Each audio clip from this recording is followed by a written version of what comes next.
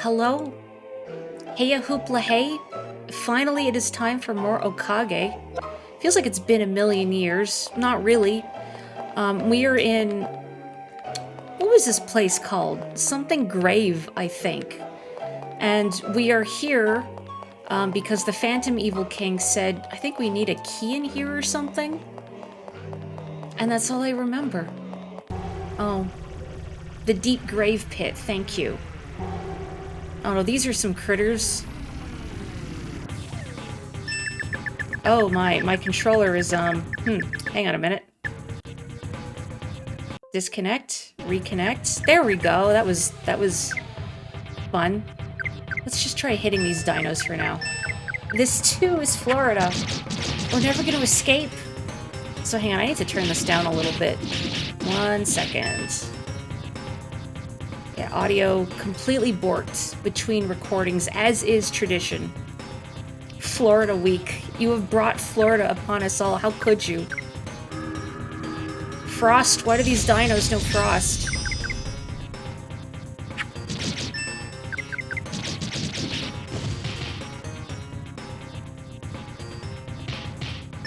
I wish you could target specific enemies. As opposed to just picking the dinos and then having them go after whatever one they feel needs to go first. Big Bull is almost dead already. Wonderful. Excellent. That feeling, the Okage feeling of always being underleveled. Friendly Thunder. When did I get that? Is it because I'm BFFs with Stan here? I absolutely don't recall. Uh-oh, rip. Rip. I was kind of hoping we could just take these fellas down with normal attacks, but I guess not.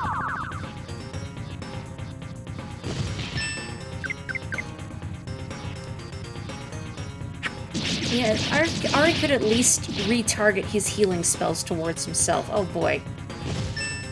I feel like I'm gonna die.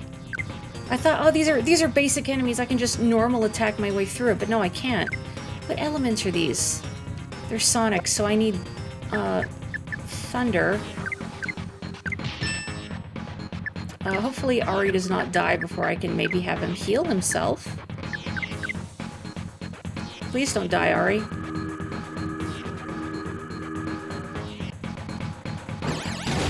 Rip.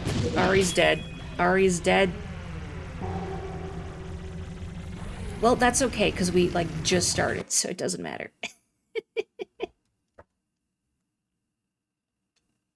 I feel like they should have made the game over screen more interesting. Considering you're gonna see it a non-zero amount, I think. With how sometimes enemies just dogpile Ari, and then that's it.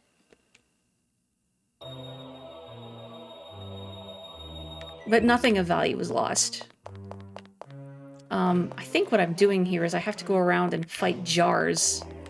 Urns in order to open the stairs downwards. Ooh, loot. Give me that.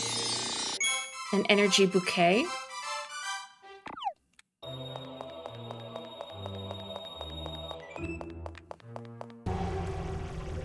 I'm wondering, because I like this party I have of Roz and Big Bull, is it worth leveling up anyone else? Like, would I regret, say, not leveling up Linda? Because I feel like, from her, she probably gets really good skills later on, I assume. Yeah, sure, let's try Friendly Thunder, why not? But also, Linda right now can't do a whole lot, so is it worth putting her in the party to get some experience? I don't know. I'm gonna Friendly Thunder again. Get him, Stan.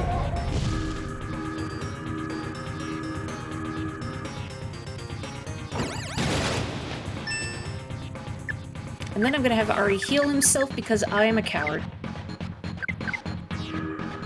I'm gonna want to level up at least one magic user. Okay. I assume there's maybe a later boss that is hilariously resistant to magic. Like that place in Final Fantasy IX, Oilvert, I think? Well, no, the opposite of that place, where magic is sealed in there. Man, that friendly thunder is really underwhelming. Thanks, Stan. What a great contributor.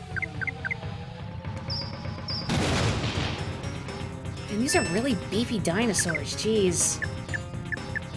I was hoping by now we would have taken at least one out since I'm actually bothering to use the special attacks, but no.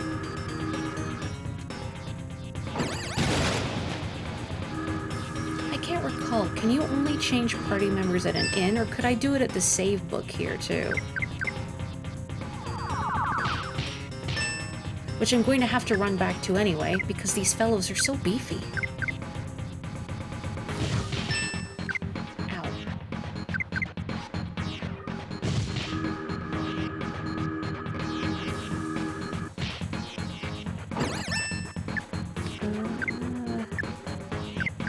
Is Thunder really putting their lights out? Oh, man. They're so chunky. Oh, finally. It took a million years. Probably about as long as it took for the dinosaurs to actually go extinct. Oh, Ari's almost dead. Oh, please kill the last one before something kills Ari. And I'd be so disappointed if we spend several minutes fighting these two fellas, only to lose it all. Okay. Was that worth it? Probably not.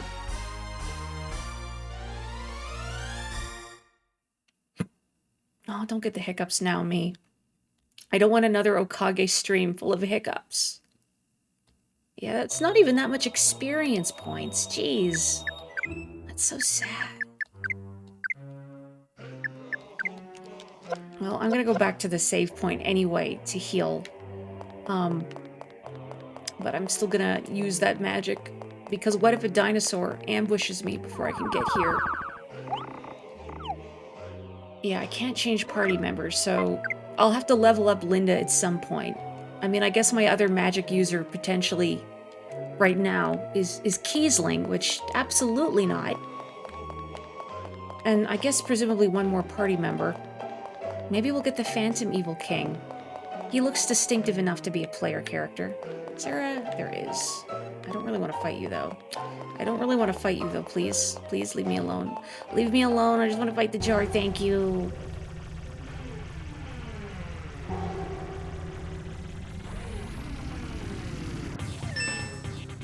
You know what would be keen for this game to have? Is some sort of... what do they call it in Tales of Symphonia? A synopsis. Like a synopsis. Any RPG, really, I think, needs a synopsis system where if you've not played for a while, you can refresh yourself on where you're at in the plot. I was speculating about the Phantom Evil King potentially joining the party. Since we've already got a couple more former erstwhile evil kings in here, why not a fancy lad?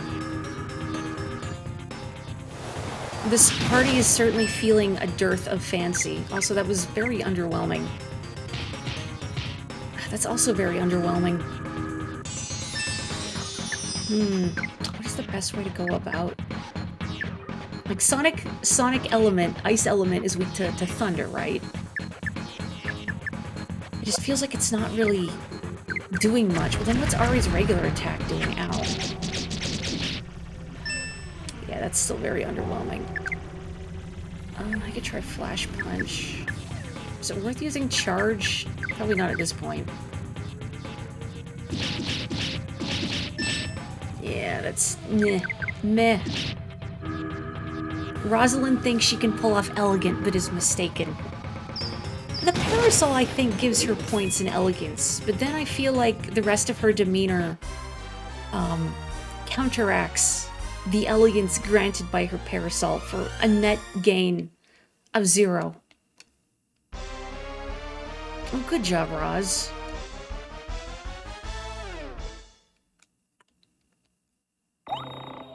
Cool, okay.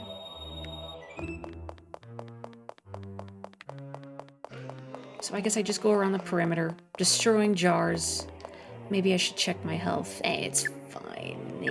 I say that and then I'm like, no. Mori, you're a coward. Heal. Okay, there we go. I don't want to take that chance. I have the sneaking suspicion that after every floor in this dungeon, I am going to run back to the book and save, because it's so easy for Ari to die unexpectedly. There's some Tumblr post with an excerpt from a biology textbook with a caption beneath a photo of, I think, a seagull saying something like dies randomly. I think it was slightly more informative than that. And it was from... someone had linked further context from that textbook. And it was something about the survival rates of different types of life forms, and how things like humans, once they sort of get past their early years, their chances of survival till the end of their lifespan is quite high, barring any sort of illness or accident. But then you have gulls and other sorts of birds that I guess will just die randomly? Now, I'm not getting this correct at all. You remember that image. I'm not making it up. I wonder if that is indeed true, that gulls just drop dead abruptly. Historically, most humans have not lived to be 20 years old, but if you make it to 20, you get a good shot at living to be old. Yeah, that was it. Sure, flash punch. It feels underwhelming no matter what I do. I'm gonna have Ari heal himself.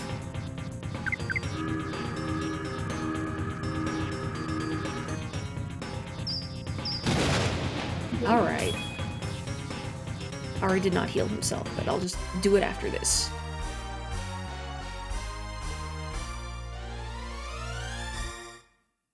Now, has the development team for this game made anything else? Or did they realize that they peaked with Okage and stopped here? I should heal.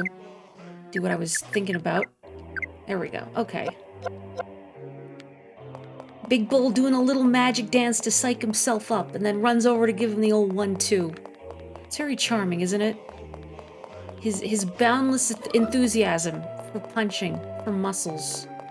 I hope one day he's able to find his muscle paradise, or create his muscle paradise. Maybe in the good ending, he starts like his own gym, like a chain or something.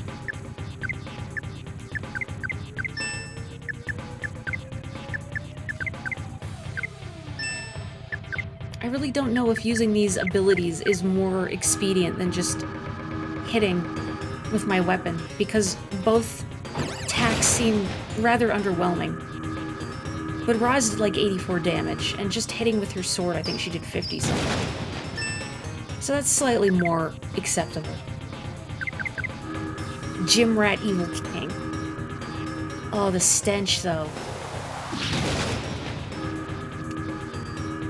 Please don't drain.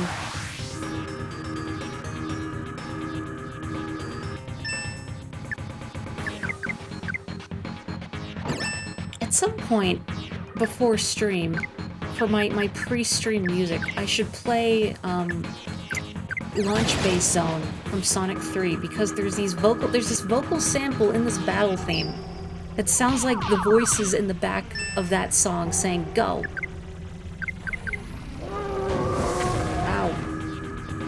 Luce is here. Hello, Luce and friends. The baby raid approaches. How are you? How is your fashion show? Did you make any more terribly overcomplicated outfits?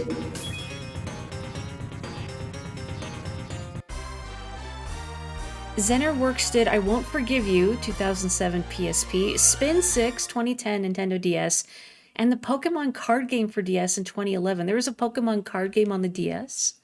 I only know about the 2 Game Boy Color ones. How did I not hear of this? I guess I never looked.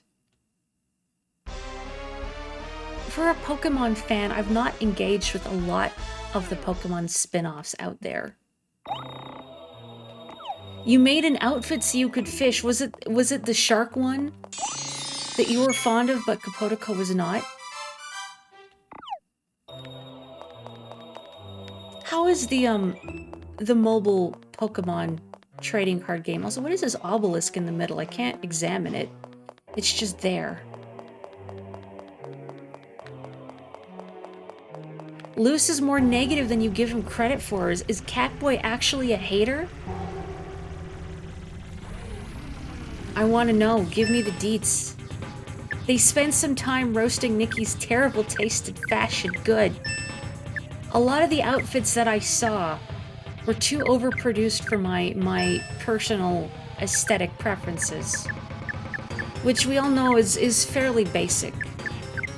But still. Yeah, cats are often haters. It's true. I didn't know you had such sharp sartorial opinions. Come on, get in the boat, fish. Come on, get in the boat, fish, fish. No Shark Boy today, that's a shame.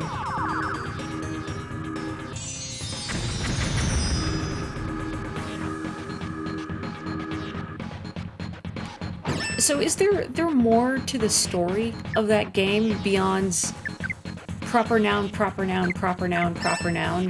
Which maybe is part of the course for gacha games, I don't know. As you may or may not be able to tell, I am not a player of gacha games myself. But there's so many proper nouns. Oh yes, the screams of the damned, my favorite noise.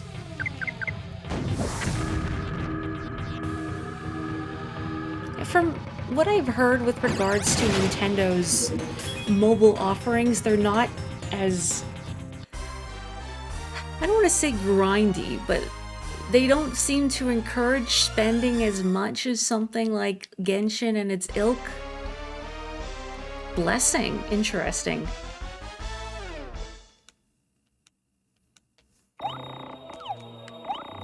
Yay. We did it. How many more floors of jar busting? 6? 7? 8? Oh man, I have no LP. Well, I'm gonna heal Ari before we go back to the save point and then just pray desperately. I mean, I do have healing items, but why use healing items when I could just walk back? Oh yeah, did the ghost despawn? When I've broken all the jars? Well, never mind, we're fine. Oh, I wish the mini-map showed the bridges. It doesn't show the bridges, and then I get turned around trying to find my way off this island. You can handle a lot of RPG nonsense, but it was just a lot of generic proper noun over and over. Maybe it does get engaging later. I've heard, and only this is like a tertiary thing that I've heard, that the plot gets weird. I don't know if it necessarily gets weird in like a deeply compelling way. Like if the plot doesn't really go anywhere interesting, but there are elements that make people go, oh wow, that's so dark, but you don't actually see them. So it's just superficially dark. Pokemon Home is the best Pokemon game. I think shots have been fired. Oh, you take care, Nox. Have a good rest. Make sure you hydrate. Oh, not more of these guys. I don't want to fight these guys. They don't even give good experience. Can I just leave? I'm just gonna leave.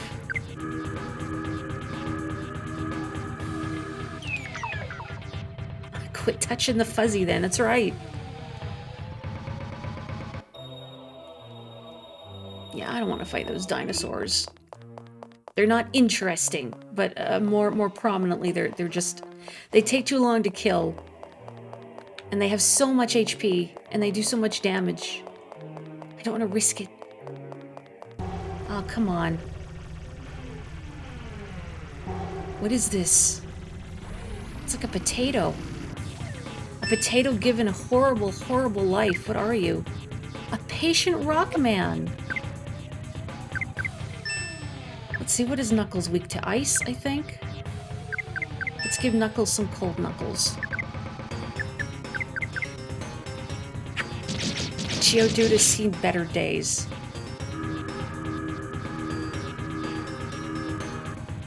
Yeah, my Pokemon Ranch was the one with Oh, what was her name? Haley, I think, was like the Mii character.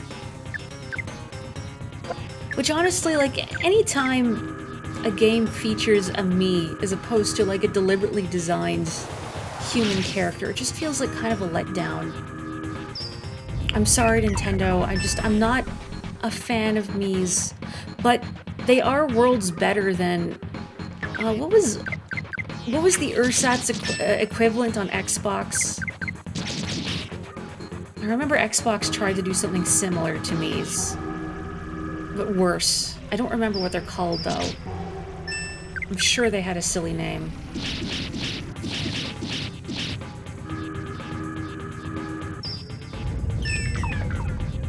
Yeah, there were a lot of people aghast that you couldn't play as a Mii in Nintendo Switch Sports.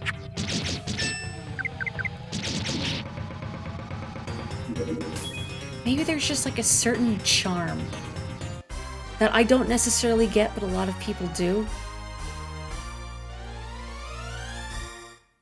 Your opinion of the mobile Pokemon card game is, it has a pared down version of the core game to make it casual mobile friendly. 20 card decks, 3 knockouts to win. Okay. That's probably good, because I imagine if you're on a mobile device and maybe you can't necessarily spend a lot of time at once playing, you don't want to be in a very protracted, drawn-out match.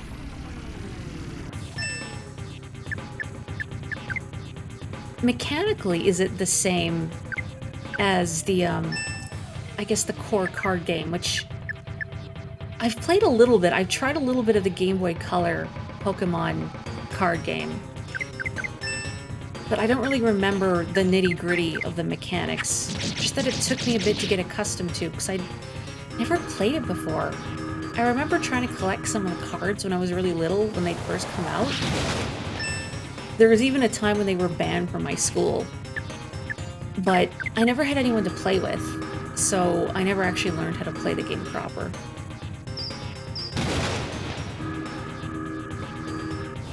You don't get experience when you lose battles. Huh. And even if you win battles, it feels like you get more experience from opening card packs than playing the actual game.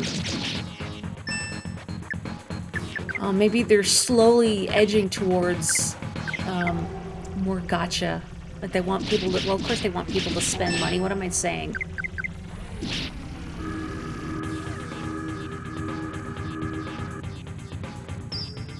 I need to play more of the Pokemon trading card game. It is on NSO, I believe.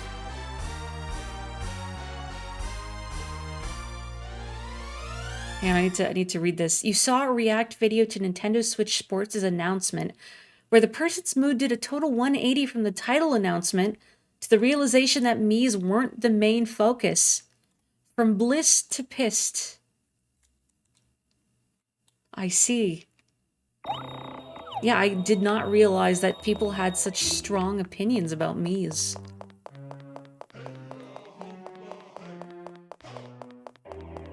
I mean, they're fine, but every time you play a game and Nintendo makes you be a Mii, instead of making a character with more passable proportions, I'm a little disappointed. Like, Maury, nobody else cares about this franchise but you. Various Mario Golf games, by which I mean Mario Golf World Tour, on the 3DS, and Super Rush, as disappointing as it was on the Switch. You had to be a Mii. You couldn't make your own I was gonna say Parasol. You couldn't make your own character. It had to be the Mii. And at least in World Tour on the 3DS, you got a lot of fun outfits you could put your Mii in, but I don't know, I don't like the way they look in Super Rush. It's just meh. Meh.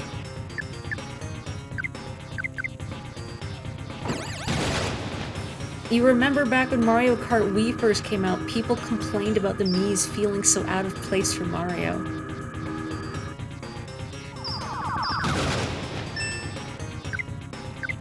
How far we have come. Maybe people have warmed up to them since stuff like Tomodachi Life and Miitopia. Wait, anybody remember Miitomo? I remember there was a brief period where like everybody, and by everybody, of course, I mean my insular friend groups, were playing Miitomo. And then it just stopped. But also, I remember my phone at the time was kind of old already. Oh boy. And it didn't run very well. Like, it made my phone get superheated. That boy is almost dead.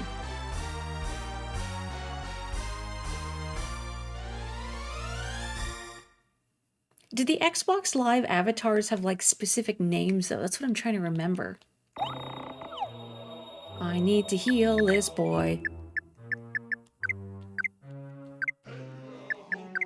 Ugh, why is battle in this game so scary? Like, it's not... Really, you don't think it would be scary, but then stuff does so much damage to Ari. Without so much as a by your leave. This boy is so squishy, please have mercy. You saw a lot of anger due to the lack of Miis in Coconut Mall and Mario Kart 8 Deluxe Booster Course Pass. Trademark. I don't mind the Shy Guys in that. I think the Shy Guys, like, doing sweet tricks in the convertibles is okay.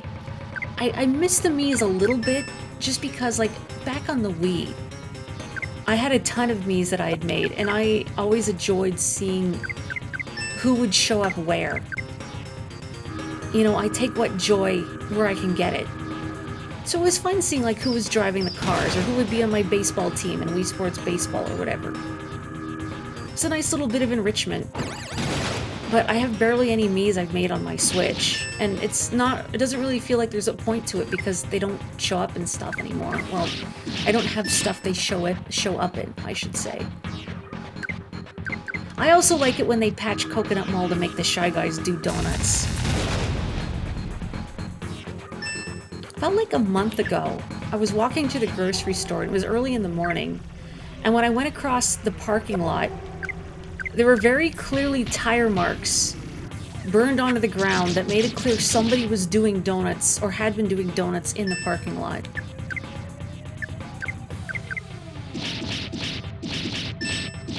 There was no real point to that story. I just like, wow, someone's doing donuts for real, for real. Hello, Psycho Kato. You're here now. It's Mori time. Luce has dumped you in my lap. Heaven, well, that depends on your perspective, I suppose. But yeah, now you've gone from the cutting-edge fashion graphics in Infinity Nikki to, well, I can't say low poly, but this beautiful PS2 crunch while we play an obscure JRPG from... What year did this come out? I don't recall. I never recall. Where's the last urn? I'm gonna keep going in a circle until I find it. Oh, heck. I don't want to fight you. Luce did indeed raid out, but I promise I'm good people. Oh, Fanto. There's a piñata? Well, I guess it's like an aardvark on a balloon or something. Look at it. Heaven Slumber. I'm a little wary of fighting all of these, because every time I'm in battle now, I'm terrified that something is just going to abruptly kill Ari. Like, they're all going to gang up on Ari, and we're going to die. And I'll have to fight all those urns again. Okage is a fine 2001 vintage. Almost as old as your car. 2001 was just a couple years ago. What are you talking about? I'm gonna have Ari wait. So Big Bull can do overdrive. And then if they don't kill, I can have Ari do overdrive again.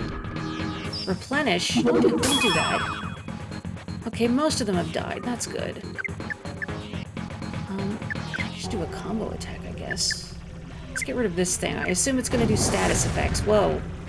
Holy moly. Sir, that is unnecessary. I think we're okay. Let's just keep hitting. To Weekend and Bernie you here. Not carrying anyone's corpse around now. Okay, Arya, I need you to heal thyself. Wait, 90 HP is not A lot.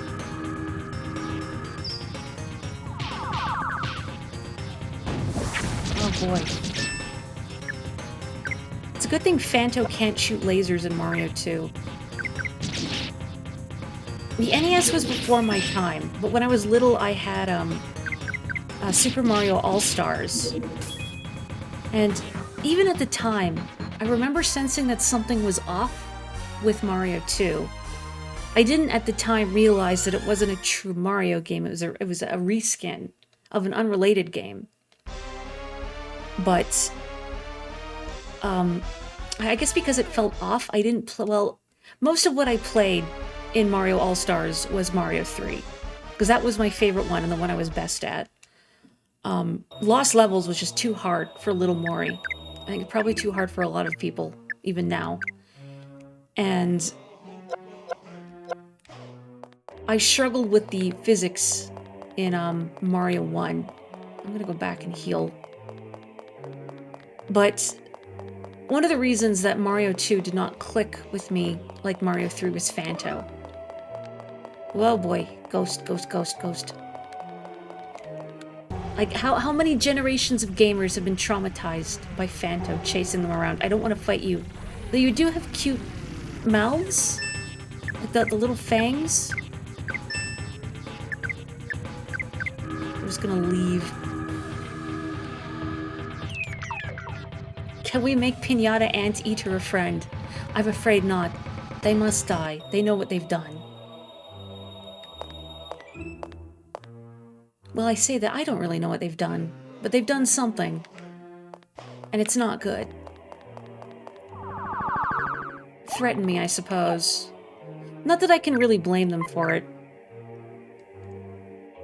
Evidently, Ari has something in him that just compels people to smack him around. This poor boy. Smacked around, physically, metaphorically, you name it. Okay, one more jar. Now, which of these paths will lead me to jar? Not you. Okay, there's one there. Okay, this way. I'll never surpass the feelings of being underleveled if I continue to studiously avoid all of these ghost encounters. But the random encounters can be so scary.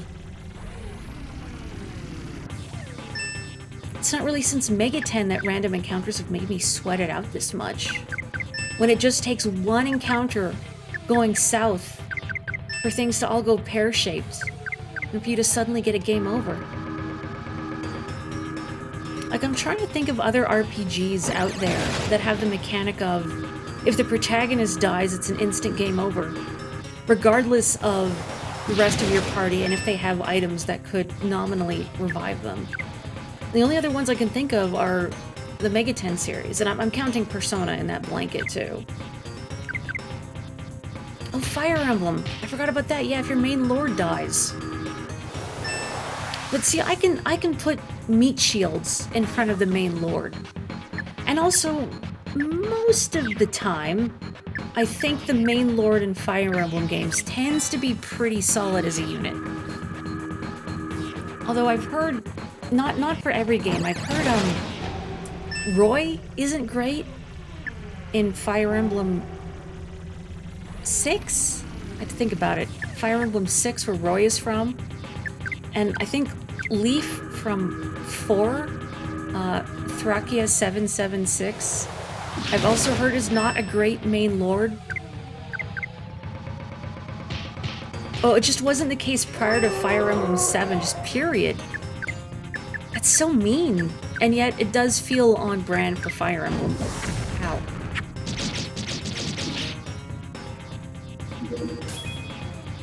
And now look at Fire Emblem. You have stuff like what do they call it in Three Houses? Like the Divine Turn Wheel or something? Although I actually learned the hard way in Three Houses that the Divine Turn Wheel, or whatever it's called, you can't use it if something kills Byleth. It's just game over immediately. when I had played through 3 houses, and I've only played through it once. I'll have to play the other houses at some point. I actually never used it. I was only on normal, so I never had cause to use it until like the final battle. I had left Byleth within range of... I forget if I just left them in range of too many guys because I got cocky or just wasn't paying enough attention. But they got killed, and like, okay, well, I have the divine turn wheel, whatever. But no, if Byleth is killed, it's just, no, restart the whole battle. You can't undo that. Divine Pulse, that's it. Oh, and there's lore reasons for that that are, in fact, not revealed on most routes. Oh, okay, so I need to play not blue lines at some points. At some point, rather. What was it called? Didn't Fates have the same mechanic? I say as if I've retained any knowledge of Fire Emblem Fates beyond this game is not good. This game just kind of skeeves me out a little bit. The best way to play 3 houses is like beat one route and then imagine to yourself that all the loose ends are tied up in the other routes. But don't bother playing them because it's not interested in rewarding your time investment.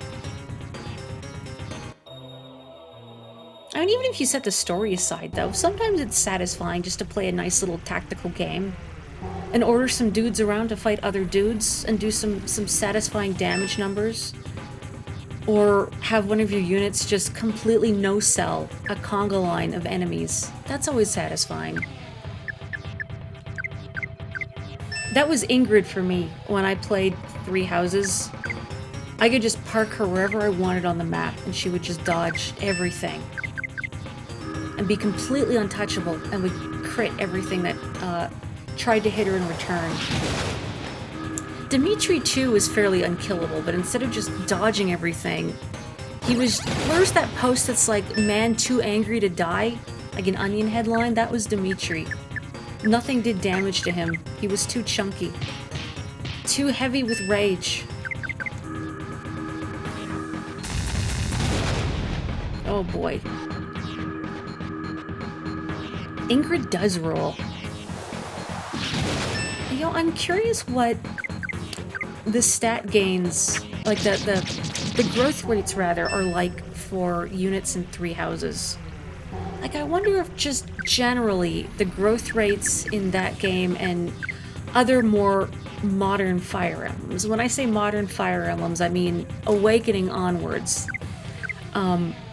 If the growth rates are better than they were in previous games, or if it just feels that way. Like, especially with regards to your main lord. I feel like they have better growth rates in more modern Fire Emblems than previous ones. Yeah, Dimitri just eating every attack like a mountain.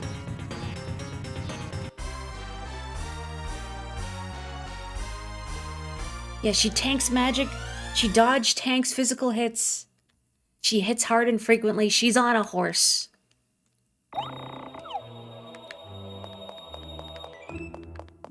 When I played Awakening, and any Fire Emblem really, I don't get into min-maxing, because I find if I try...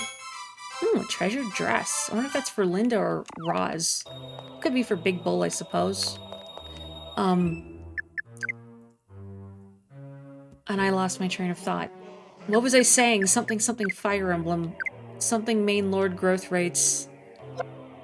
Oh, no, I remember about min-maxing in Awakening. I never tried to min-max in Awakening because I knew if I tried, I would just lose interest. I would get sidetracked. I would get bored. Okay, no, this must be Linda. And she's not in my party, so I can't do anything about that right now. But I have a dress. And I know if you wanted to get really min-maxy in Awakening, you could. And apparently the strat to do would be to try and get Gale Force on as many of your units as possible. Which I think is like a what's the name of the class? It's like a Pegasus Knight, but the Dark Elf version of it. That's the best way I could think of to describe it. Yeah, that's it. Gale Force.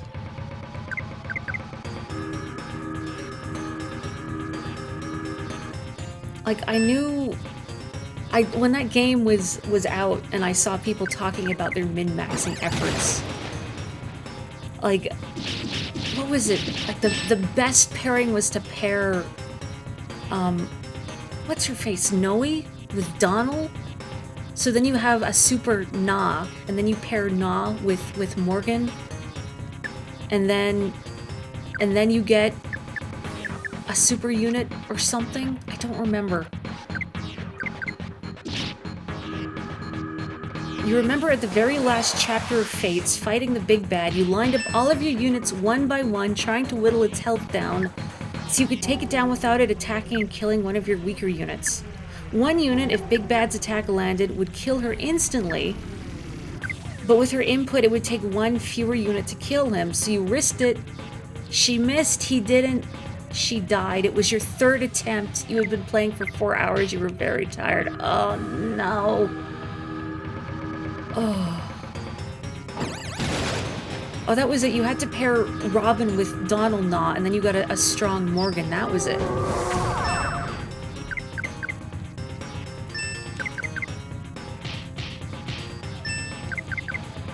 Maybe it's the whole, like, pair-up mechanic. I don't know. Wakes me out a little bit? I mean, at least Awakening tried to justify it.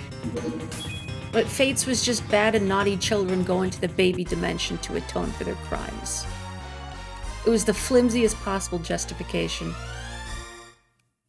I only played Birthright, and I did not finish it, because it felt very insulting. Mechanically, I think it was solid.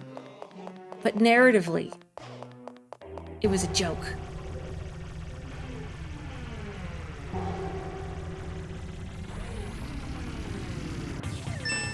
Ugh, blonde Jerome. It's so weird to imagine. But then, I only played through Awakening once, so... the canonical way all the characters should look, in my mind, is the hair colors they wound up with in my game. So whenever I see, like, art of them, like the child units with their default hair color, it just looks wrong to me. Like, what do you mean Jerome doesn't have red hair? That's so weird. And Cynthia needs blue hair, of course.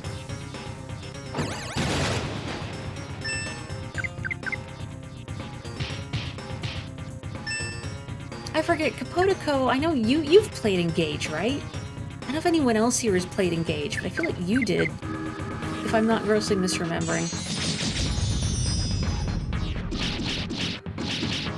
Now, how is that one mechanically? Pardon me, I've heard, again, mechanically good, narratively perhaps the worst it's ever been.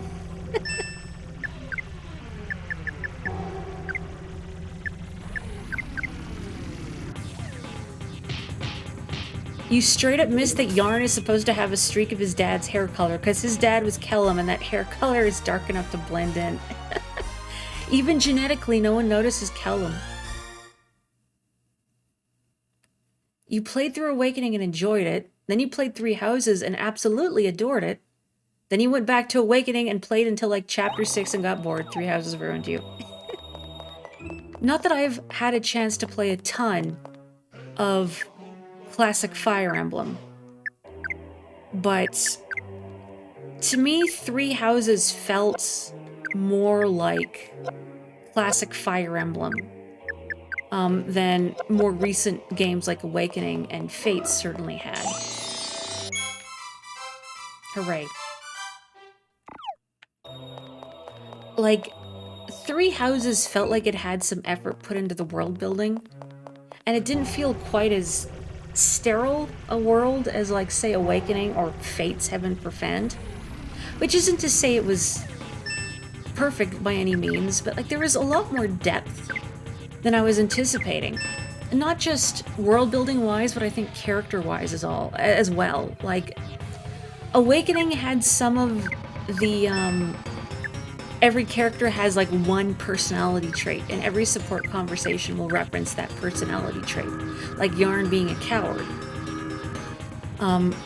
So, not that Three Houses was perfect in this regard, but there was definitely more depth in the support conversations than I was anticipating, which is a pleasant surprise. I wish the animations weren't so stiff, though. Whenever I watched a support conversation in Three Houses, I would just close my eyes and listen, because the voice acting was good, but the character animations were not. So I thought, nah, this is more compelling if I just imagine what's going on instead of looking at it on screen.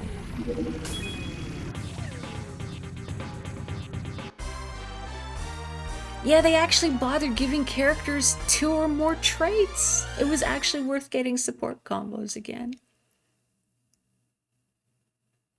So in terms of battles and strategy, Engage is like a more involved Three Houses. Animation and visual finesse make it pop more too. Maybe a little too willing to make you OP. The hub world is worse than Three Houses, oh no. But still okay to go through and do things in. Story makes you want to tear your eyes out and makes you cringe harder than Fates at times, oh my.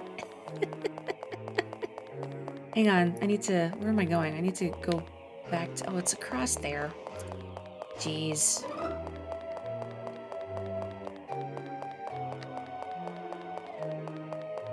I didn't know that Lawrence and Caspar had the same voice actor. Huh.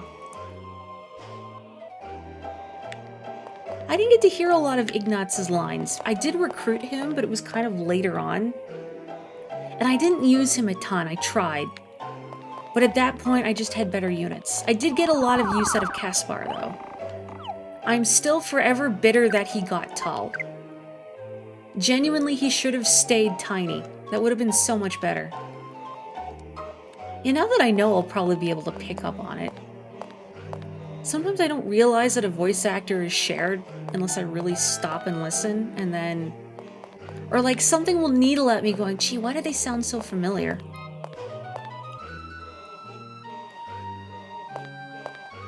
I'm trying to think, how long did it take for me to realize that Manuela was voiced by Veronica Taylor? I feel like it was in the middle of her first support conversation. I was like, oh, Ash Ketchum?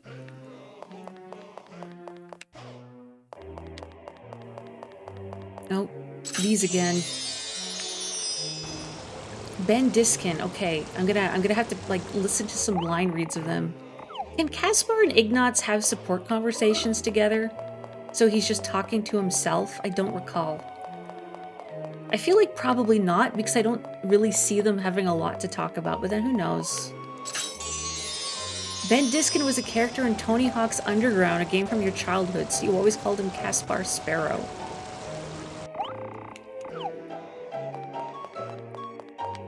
Oh, if only the mini-map showed the bridges.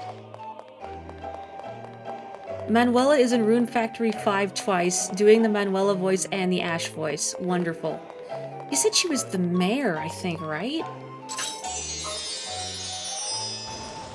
Now, does her Rune Factory 5 character also have a drinking problem?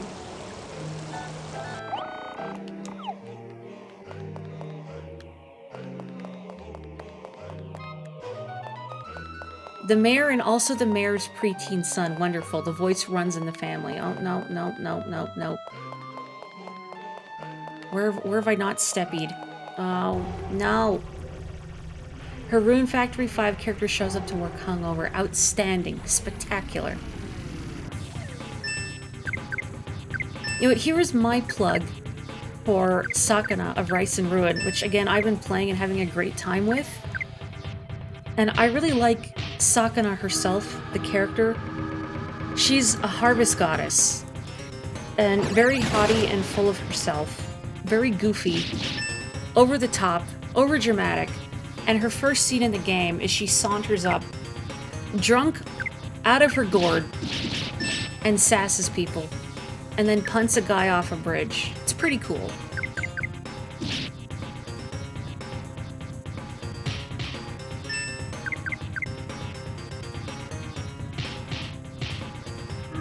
And you know what? It got me curious about rice farming. I never really stopped to contemplate how How is rice grown? I mean, I knew about rice paddies and whatnot. I got a vague idea of what went into growing rice, but now I have a greater appreciation for it, just like Sakuna herself. Someday maybe I'll convince someone else to try that game. I believe it got an anime adaptation not too long ago too, like last season, two seasons ago.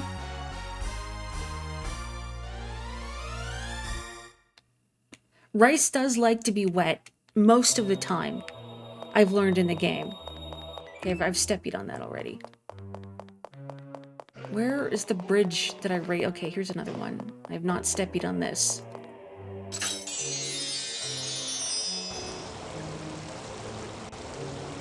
Sometimes you have to dehydrate your rice. And in fact, there's different approaches to growing rice in that game depending on what stats you want to invest in. But to the game's credit, it doesn't overwhelm you with that sort of granularity from the get-go. It only introduces the thought that, oh, you know, you can get really fussy about how to produce your rice if you want, but we won't overwhelm you with information from the get-go. Rice in Harvest Moon Game Boy Color 3, huh? Or some crop you had to dig irrigation canals for. You know, there is a lot more to Harvest Moon than I had thought, because I like Harvest Moon, but when I think about it, I've only played a few of the games in the whole canon, if you want to pull up that. Harvest Moon 64, Babies First, and then Mineral Town and more Friends of Mineral Town.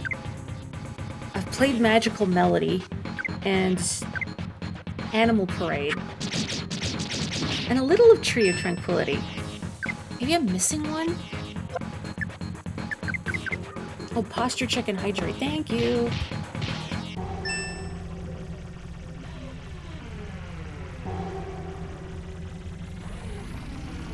Thank you. Yeah, the Super Nintendo one too, although I've seen you play it. I've played it secondhand. You know, that's exactly what happened with my copy of Animal Parade. I lent it to someone and then it never came back to me. And they never even played it.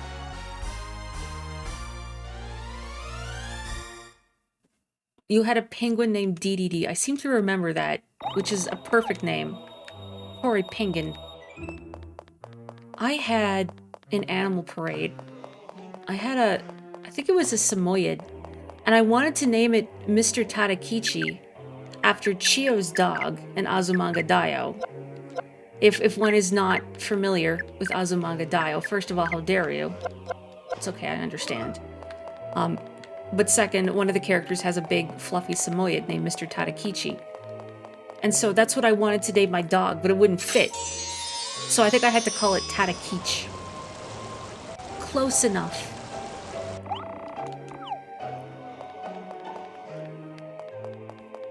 Anyway, I like knowing what people name stuff in games, like Pokemon nicknames.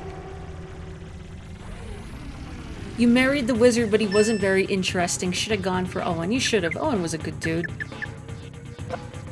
I mean, Harvest Moon characters generally don't have a lot of depth to them, but I liked him.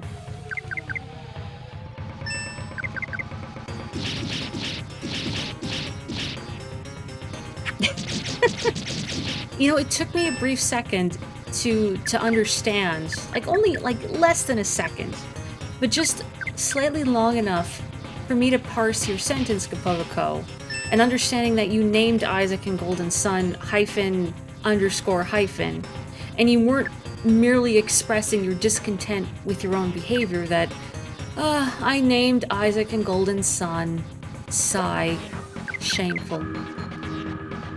It did indeed come across.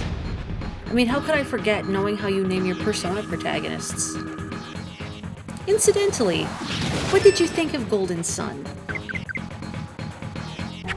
That's another game, mechanically, I think, is good. It has some good music. Motoi Sakuraba knew how to squeeze every last drop out of the Game Boy Advance's subpar sound chip. But narratively, nah. Nah.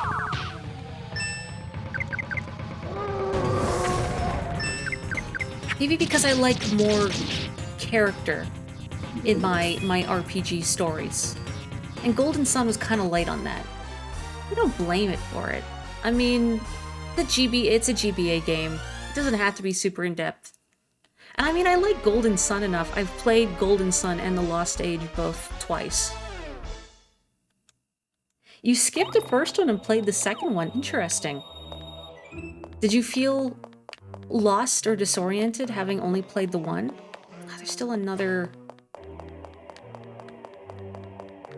I wish I could selectively mute the music for this dungeon, and I could play some Motoi Sakuraba Golden Sun jams instead. Oh, I need to get over there. Where? I need another bridge. Not you, Ghost. You're not interesting to me. Where? Where? I need to get there, too. Where have I not steppied? Those are all not lit up, so I've stepped... Oh, there's one.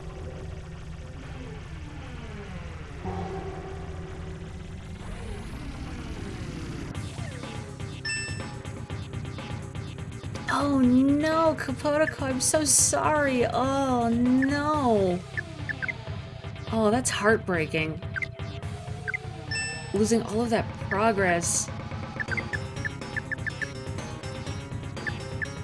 I've never actually listened to Tales of Phantasia's soundtrack, but I'm gonna have to do so at some point. I'm curious if I listen to it, if it would immediately strike me as a Sakuraba composition. Because it's an early Sakuraba. I don't know what like his first major game he's composed for is. Death's Door. I don't like that. Snatch 10,000. What are you doing? Suddenly I'm scared. I'm scared. What are they doing? I'm gonna have Ari heal himself. Oh. Okay. Never mind. You oddly felt nothing. Do you remember where you'd gotten to in Golden Sun? Remember the games from 2004 don't autosave, kids. I'm gonna go back up and save. I mean, it's really quick to go back up and save.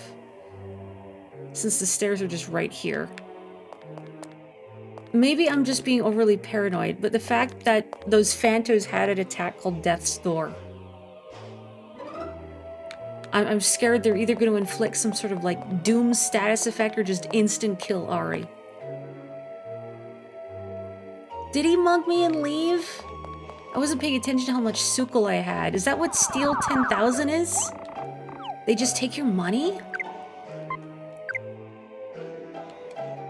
Snatch 10k is a move on RuPaul's Drag Race. One Tales of Phantasia song shows up unchanged in Tales of Symphonia, so I'll know that one. I'm gonna bet it's a battle theme. Oh, the big tree. Is that... What's the name of the town?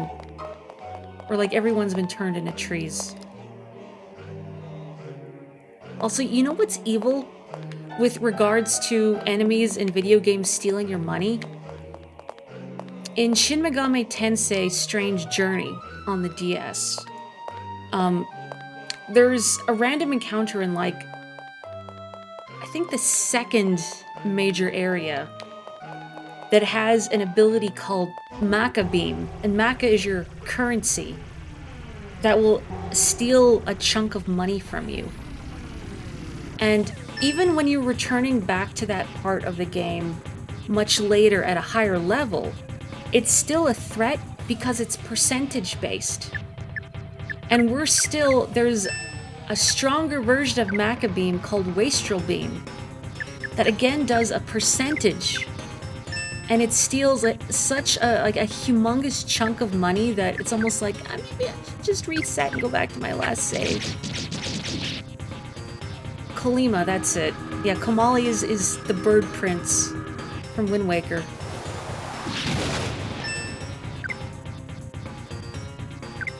Yeah, Sakuraba excels at battle themes and coastal towns. And I still have a soft spot for Flanor in Tales of Symphonia, but I think that's just because I tend to like wintry town music anyway.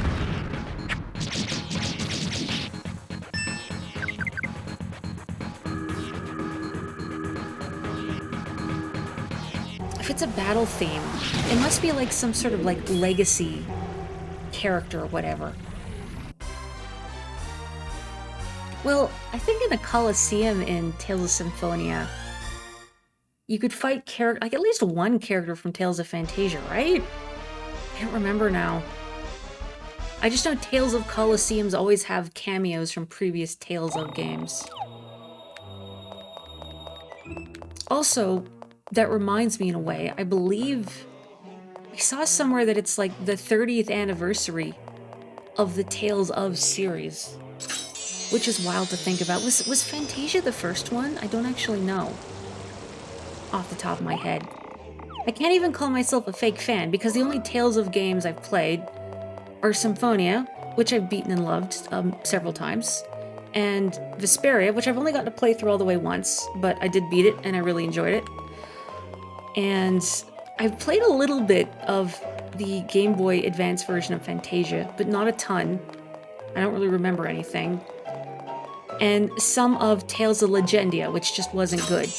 And for whatever reason, despite coming out like after Symphonia and being on the PS2, there's no multiplayer. And you're stuck as the main character the whole time.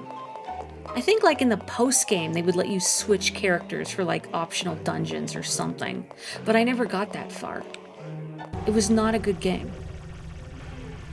Yeah, Legendia was pretty bad. Oh, Pinatas! Do I really want to fight them? Not really. This dungeon's already taking a million years. The first couple Star Ocean games are informal Tales spin-offs also. A lot of the same team worked on them. I didn't know that. I knew they were also Namco, Bandai Namco, very good productions, and that Sakuraba also did the soundtrack. Okay, I am missing a bridge or something. I feel like I'm just going in circles trying to find the last bridge for the last jar. What platform have I not stepped on? So yeah, I can't get anywhere further here. No, Ghosty. No. No. Do not. Oh yeah, I forgot about Tales of the Abyss. I played like half of that. I kind of wish I'd given it more of a chance. There were bits in Abyss that I liked. I didn't like the cast very much though. Like compared to Symphonia, where I really liked pretty much the whole cast. The cast of Abyss didn't really draw me in. Like, Tyr as a main heroine, in particular, just... meh. Granted, Colette is my Goyle, and it's hard to match Colette.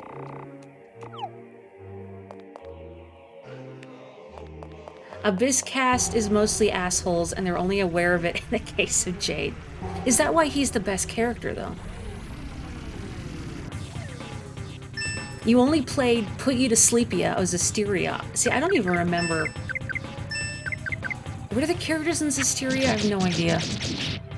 You should play Symphonia. I would recommend Symphonia. In Symphonia, I didn't even, like, the first time I played it, it didn't really do it for me. But then I rented it again and gave it another chance after reading a bit more about it in Nintendo Power. And then I got hooked on it. Tales of Arise is like the newest one, right? I've heard mixed things about that one, but your own mileage may vary.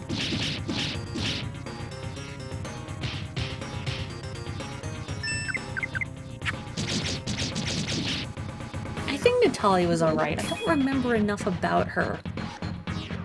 I don't think I used her in battle much, though. But I feel like in Tales of games, you tend to get in a rut with your preferred party. And then you don't experiment as much. Like, in Tales of Symphonia, especially for boss battles, like, why would you ever not have Rain in your party? Her healing is instrumental. No one else can do those big full party heals like she can. Characters who are total jerks, but the game isn't aware of this, everyone else. It's frustrating, isn't it? Just, I don't know, when there are interesting things to be done with the narrative, but it doesn't have the self-awareness to explore it. And you think, you know, if only they would get a little more in-depth, if only they put me in charge of writing the characters. Oh, you got a rise for $10. That's pretty good.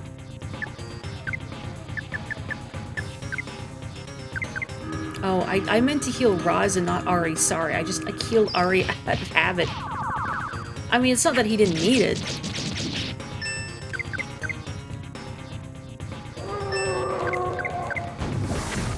Oh boy. Just obliterated. That laser is making me think of, again, I've been playing a lot of Sakuna of Rice and Ruin. And one of the enemy types you encounter are badgers that have little handheld drums. And they hit the drums and cast spells at you. And one of them, they just kind of nuke you with a suborbital laser, which you could see coming if you look beneath your feet. But sometimes if you're in the midst of a frantic melee, you don't. And abruptly you're hit by a suborbital laser from a badger wizard. You know, as badgers are wont to do. Sometimes you think about doing an S-type versus a TX-type or EX gem build for Rain just to see because you've never done it. But S-type gives you no revitalize. Ugh. I'm going back up to heal, unsurprisingly. I've thought about that in previous, like, you know, I've played through Tales of Symphonia so much, and I think I should do the other tech tree just to experiment. But then they're never as good. And yeah, I guess I am stuck in my ways. But like, why would I deprive myself of the good abilities? I know there's that glitch you can do in the GameCube version where you can learn stuff from both tech trees, but I've never bothered. That's just too much effort. It's too grindy. And the more I get caught up in grinding pointless things in a game, the more likely I am to get sidetracked and then never finish it.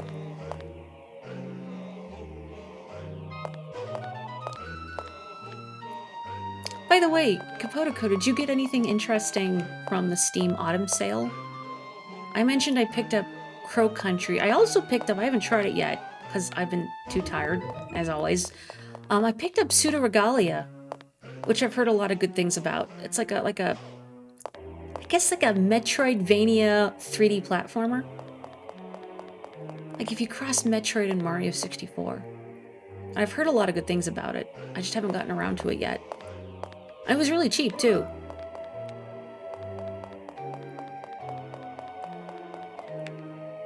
At one point, you had some dumb mix and match build for Zealous, because of course you did. You know what you're all about. Ain't no judgment.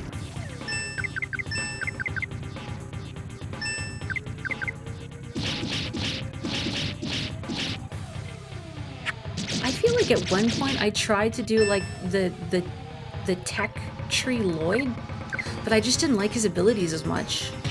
And it just felt too weird because the muscle memory for his regular attacks were burned too deeply in my brain. Like I had played entirely too much Tales of Symphonia. And like the way I'd always play as Lloyd, and the way I set up my abilities and how I would map all of my specials, I was so persnickety about it, that if I changed it around, it just felt wrong. You got Animal Well! Yee! Let me know what you think of it. And if you can, go in without looking up anything. And I don't mean that in like, spoilers way, but for me, a lot of the fun of Animal Well was the joy of discovery and figuring things out on my own. So I think that's the most fun way to approach it. And Hylix also rules. I've been meaning to check out Hylix 2, actually. And Hylix, the first one, the original, looks great. Don't get me wrong. But Hylix 2 especially, you can tell like just I guess the bigger budget. And like higher quality models and better animations and more music and whatnot. It just looks so good. And I love it when games do interesting things with their art styles. You sequence broke Hylix super badly, and it made things neither more nor less confusing, to be honest. As it should. I don't know if one is really meant to understand Hylix more than the broad strokes, and I think that's okay. Sometimes you just gotta vibe, you know?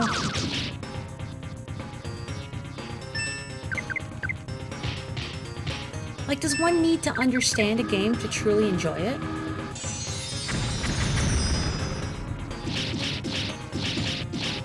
Hylix is about prog rock and claymation, and the moon, correct.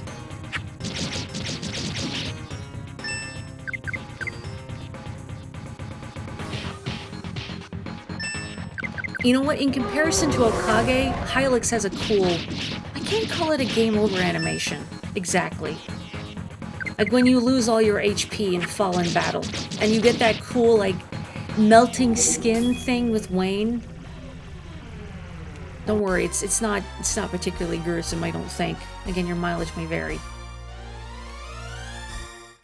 But I can't really call it a game over, because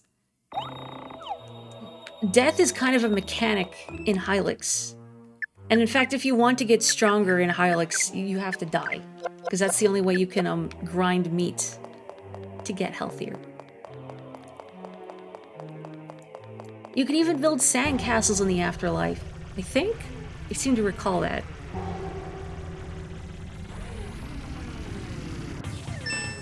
Maybe the reason there's no game over in Okage, there's no proper game over screen, is because there is no afterlife. Life begins and ends with Stan. I'm gonna take another sip of water, one sec.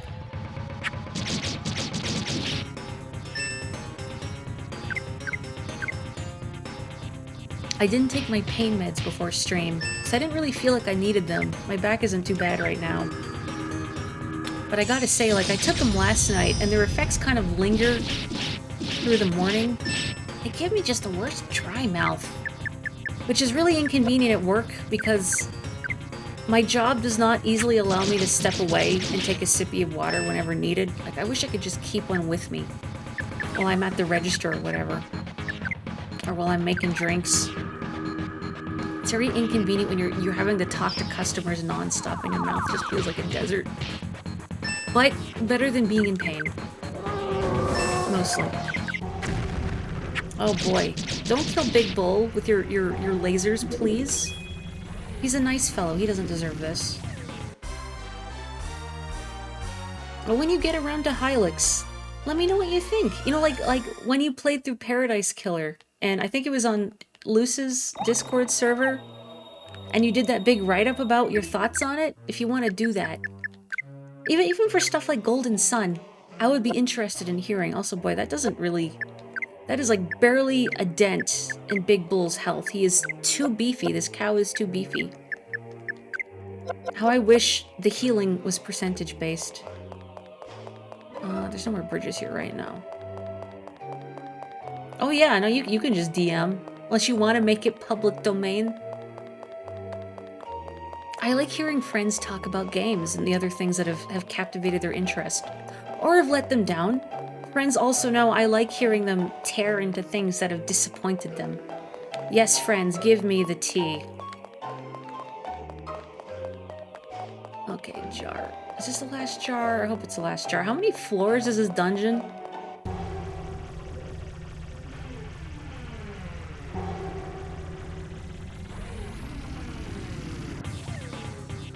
You know what we haven't had in a while? What I'd really like is Stan to chime in before battle.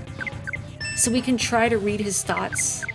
And inevitably I'll get it wrong. He'll be like, oh, I don't want to help you, you weakling. You coward.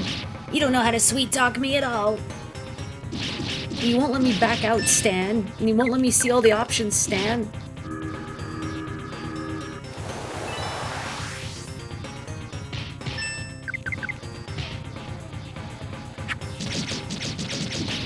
Maybe there's a more efficient way to go about fighting these jars, but it feels like at this point just wailing on them with our regular attacks is enough. And hey, we're making, I think, decent money? Bagtree, do you recall offhand if, well, I can't remember the name of the town, the research lab, when they ask you to give you money for funding, or to give them money for funding, they would never fund me, of course. Is it worth it? And I did start thinking of that because I was thinking about, Tales of Symphonia, the town of Lewin. Those of you who know Tales of Symphonia will remember. And now you have to keep giving them money. Ooh. Give me that. A guardian crystal, okay. What's this? What's all this then?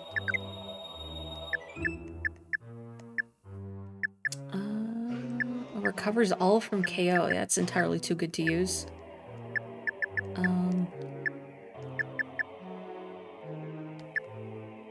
Wait, what did I... Guardian Crystal. I realize I have so many things now. Highly versatile defense. Oh. So is this equipable then? Oh yeah, so it is. Alright, why not? Sure. Well, is it good to put it on Ari? I think Roz has some curative stuff. Maybe it'd be better to put it on her? Okay. I hope that's a sensible option. And if not, oh well. You get an item for every donation after the first one. Now, is it a good item? Or should I save my money? I'm always wary when RPGs ask me to invest in something. Because I think, what if my investment is better spent elsewhere? You never know. Why do I always go the wrong way here? It's these pillars throwing me off. The item doesn't change based on how much you pay, so pick the cheap option. That's good to know. Because my instinct would have been to go with the most expensive one. Thinking, oh, if you just keep picking the cheap option, you'll get nothing for it. But I was a fool.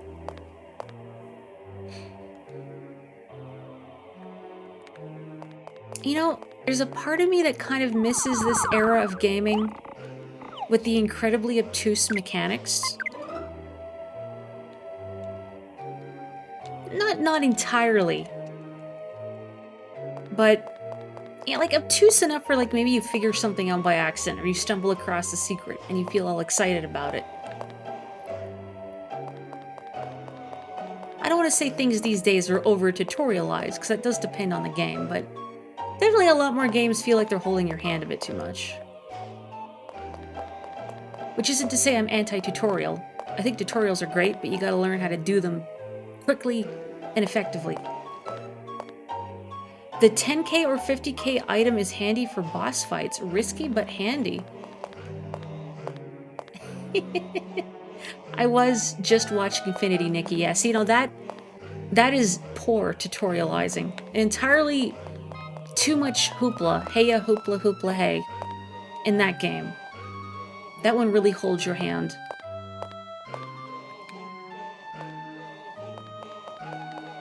It drives me crazy when, like, games just take forever to let go of the scruff of your neck and just set you loose upon the world. It's like the contrast between Skyward Sword and Breath of the Wild. Where Skyward Sword has its 3-hour-long tutorial, where it takes about 3 hours to get out of the opening bit of the game, and it sets you free and lets you, you know, go out and explore and hit things and go into dungeons. Whereas Breath of the Wild is just, okay, here's a couple really quick tooltips. Snake! Here's some quick tooltips on how to, like, equip stuff and how to move around, okay? Ready? Go. You're free. Wreak havoc. Set yourself on fire. Jump off a cliff. Whatever you want.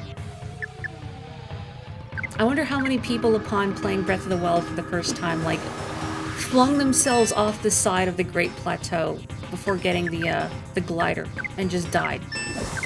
A non-zero amount, I am sure. Yes, exactly.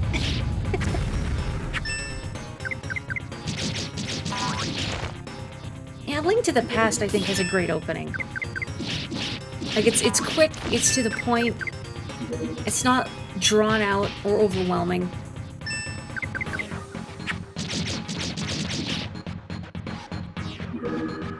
Virus Stage 3, please don't do that. This doesn't heal outside of battle, does it? Oh no, wait, it's gone. Okay, this is fine.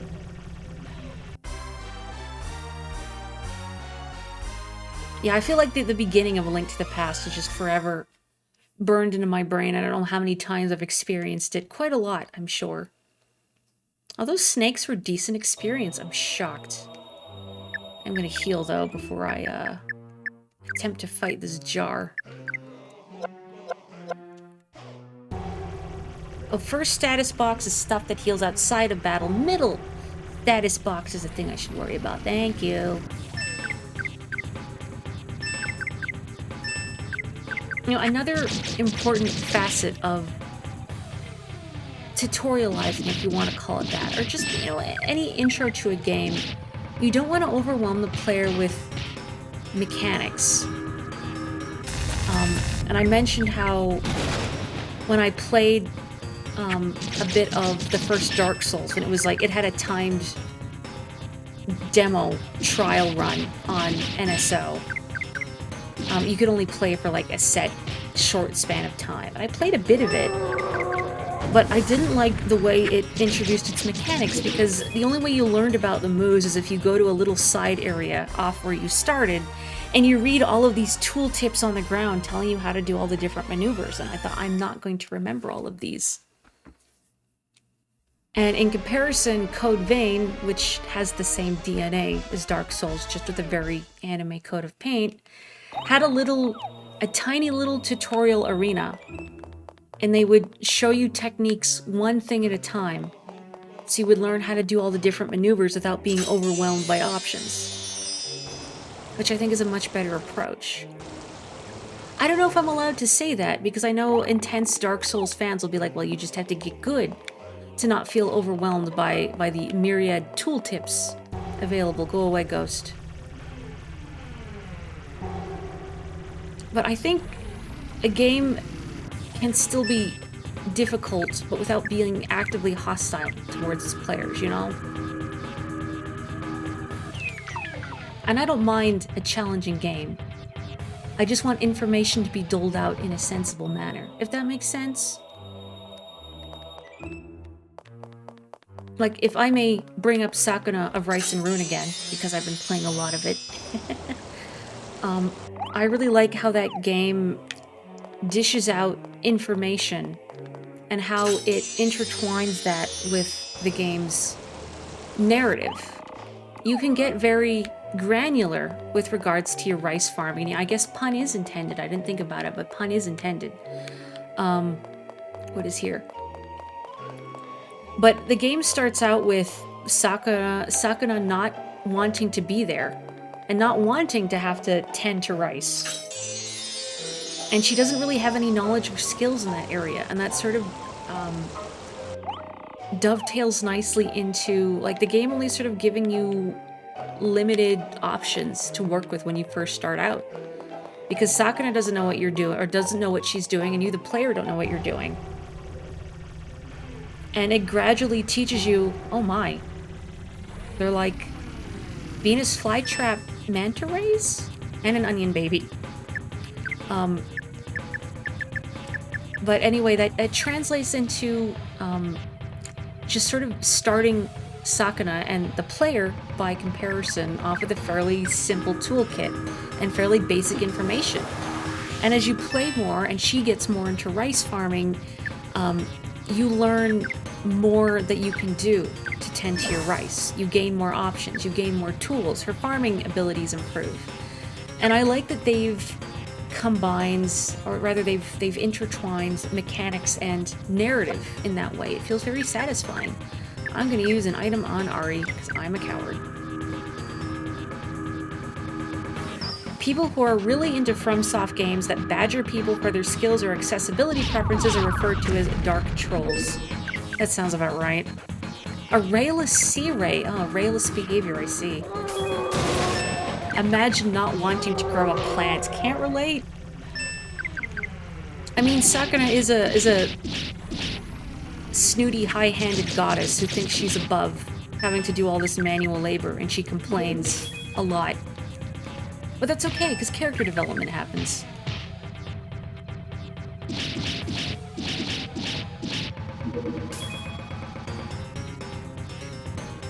Oh yeah, Etrian Odyssey too, I guess, is a little dense. I mean, definitely not Dark Souls dense, because it is turn-based.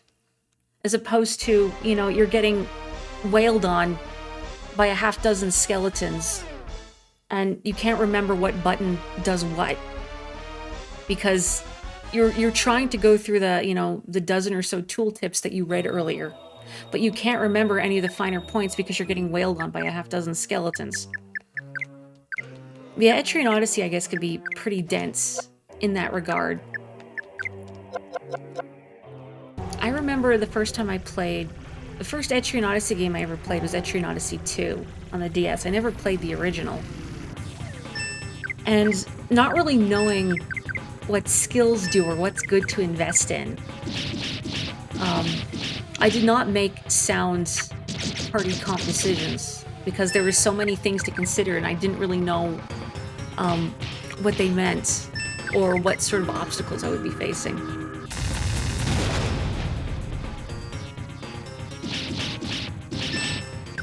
A little while ago, I replayed Etrian Odyssey 4, and I did New Game Plus. I made new characters, but I still had my previous characters in the guilds, so I could look at them. And looking at how I allocated their stat points and whatnot,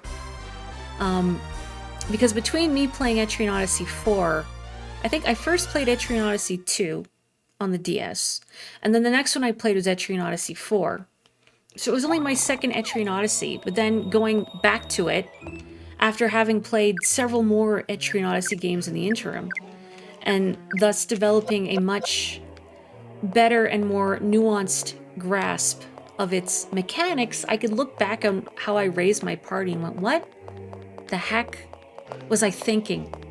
What are these skills? What are these stat points? This is terrible. Mori, this is like the worst party... Oh, it's not the worst party comp I've ever seen, but it definitely wasn't good. I did make my magic guy, I did have them subclass Imperial. So I did some things right, but some things were just like, no, this is not... This is a mess. It's free TP, it's the free real estate guy, but it's free TP.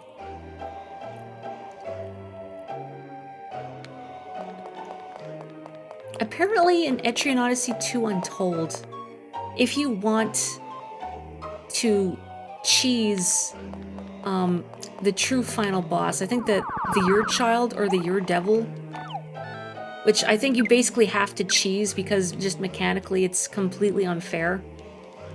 You have to class change. I think you have to make like Flavio a bard or something. I can't remember now. I think Chloe's class got changed to something else too. Either way, there's some way to do like tens of thousands of damage to that boss in a single turn. But still requires a lot of setup, and I think you still have to get lucky so that, you know, the boss doesn't use moves that ruins your setup or kills your party before then, but... I think that's a different, or like an alternate strategy to have an all-bear party. Which, if one has never played Etrian Odyssey 2, you can have a bear in your party. One of the classes is Beast, and the portraits are like bear, panda, tiger. What was the last one? There's one more animal, I don't remember. But I never used them. And I heard at least in Etrian Odyssey 2, I don't know about 2 Untold, but in 2, the Beast class is kind of busted. And not in a good way. I'm trying to remember. The Beast class has an ability. So they're designed to be tanks. I mean, they're big and beefy and bears. A bear would make a great tank. For real, for real. What am I doing? Just hit it. And they have an ability where they can protect... I forget if it's like it automatically... You select a party member to defend, or if they automatically defend whomever has the lowest HP. Which normally would be great, because of course you want your tank to get hit and not like your squishy mage or your medic or whatever. But there's some error in how their defense is calculated, where if they're tanking for a character, they take on the defensive values of the character that they're tanking for, instead of their own inherently beefy bear defense. And I think they also step in and take hits, like it's a passive ability, so they'll do it even when you don't want them to. Imagine registering at the guild hall. Your guild made of you, a bear, and 4 of your friends, also bears. Surely someone has run through the game with an all-bear party. A fun little challenge run, like how people playing the original Final Fantasy will do a challenge run by doing all 4 characters the same class, like all white mages or something, for the ultimate hellish experience. No, I don't want to fight you. I don't want to fight you. I don't want to fight you. Go away. Vanish. Cease. That's right.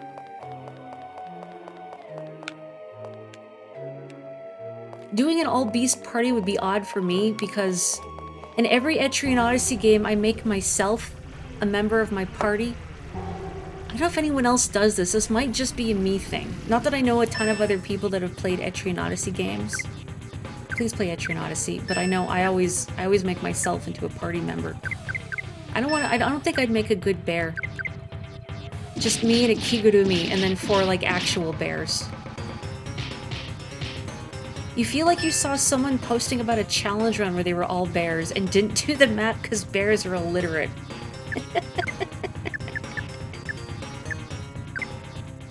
And map the first floor to be allowed to proceed, but after that, no map, because you're an animal.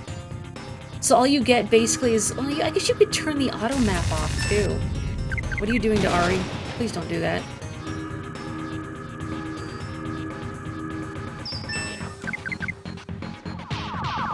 An Etrian Odyssey with no map. Ugh. I know when I play Etrian Odyssey, I navigate by looking at the map screen, because if you try and look at the top screen, I mean, stuff just kind of looks samey, just due to the dungeon design. This is not really a knock against it. I mean, it's certainly better than, like, Wizardry, where everything was just black and white wireframes. Not even that. But I would get so lost. Respect.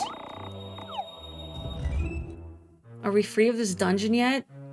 I know it's the deep grave pit, but how deep is this pit? Did I go? Yeah, I went in here already. There's no loot for me. Free me from this pit.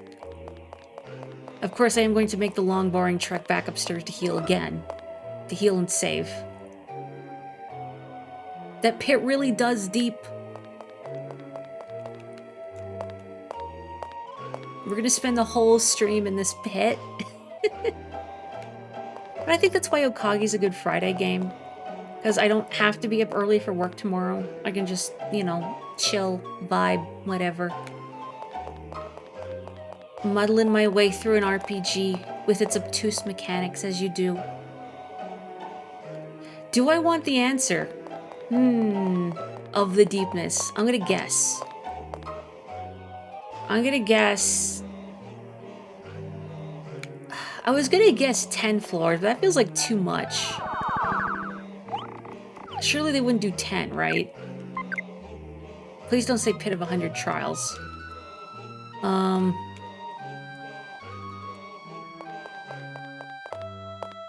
How about, is it 8 floors? Am I close? How many floors? I'm scared it's gonna be 10. Or worse. But surely even this game would not be so cruel with its dungeon design. Maybe, I don't know actually.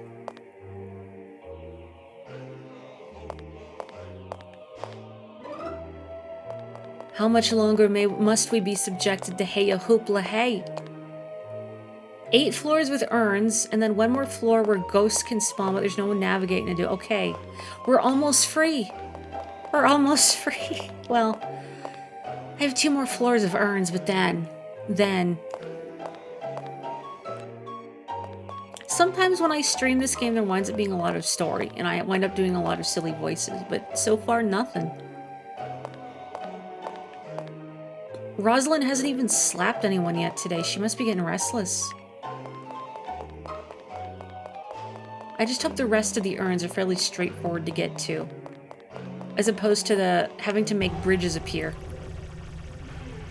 I could summon Stan to see his takes. I forgot that's a thing I can do. So let me have a sip of your water.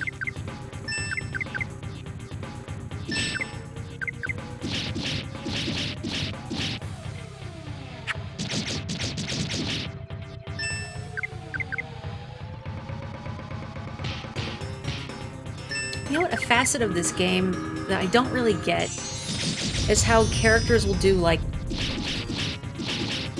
2 hits. So, like, Roz, you could see her do 2 hits for her attack, but she'll do, like, 1 damage. And then the actual meat of the attack? Like, why bother? Why not just have her just hit once and be done with?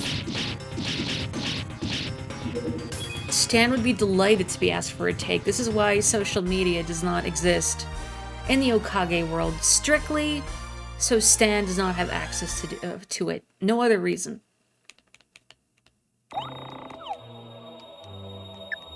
Okay, let me heal, and then we'll get a Stan take. Is he gonna complain about the urns? Is he gonna complain about the Phantom Evil King? That Phantom Evil King. Always talking in rhyme like that. I'll explode if he opens his mouth again. What's he doing telling us where to go anyway? What's he up to? Very good. Stan will just explode in impotent rage if he has to hear one more rhyme. No one needs Stan's 1 a.m. posts. I kind of want Stan's 1 a.m. posts. Maybe he would post, like, really, like, needy, desperate stuff at 1 in the morning and then delete it immediately afterwards. Hello, Tenrose. How are you? Did you wind up streaming today at all?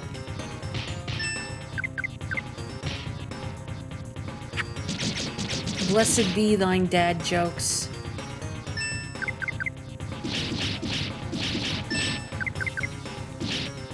I'm trying to remember one from my physiotherapist that I heard the other week. How did it go? I caught my child playing with electricity, so I grounded them until they can conduct themselves better. Something like that.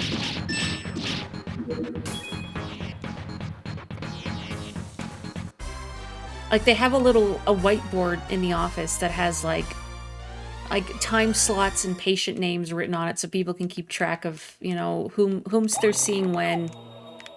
And there's always a dad joke written on there. And every time I see it, it makes me think of you, Kapotoko.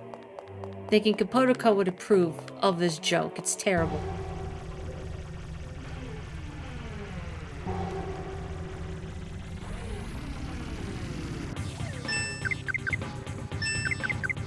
Why don't I have more lackeys?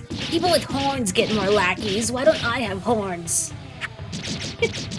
So Stan is horny posting at 1 a.m., but not the type of horny posting that you're thinking of.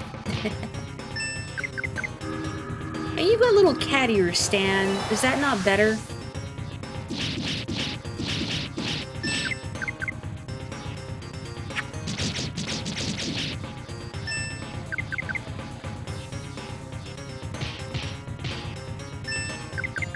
Honestly, I don't think you can improve on Stan's design. His dopey jack-o'-lantern face, especially when he looks sad, top tier.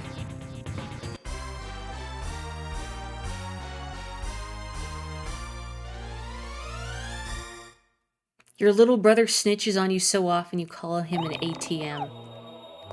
Brilliant.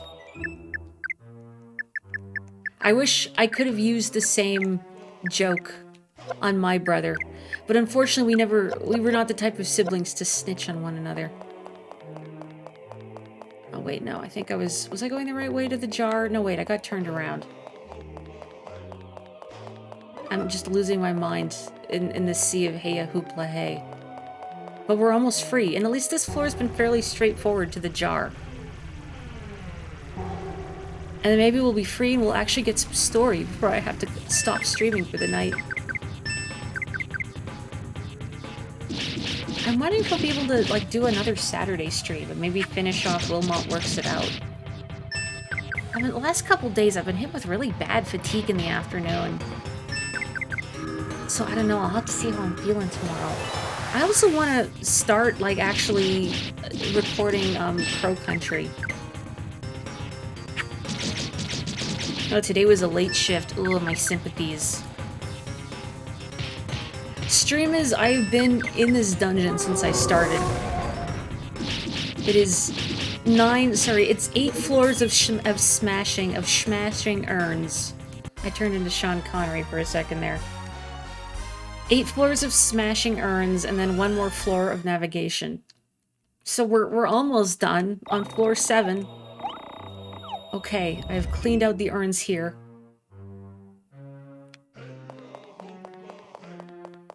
Almost free. Almost. Maybe. The increasingly accurately named Deep Grave Pit.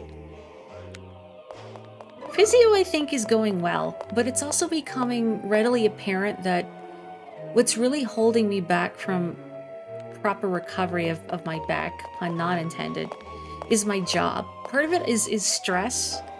Like, there's definitely a lot of extra pain and tension because of stress. Like, my shoulders are just perpetually hunched, which is not good for anyone. But my job in particular, so it just, I need to continue doubling down on the job search. Which is like, how long can I browse through Indeed before getting too horrifically depressed to continue? Sometimes it depends.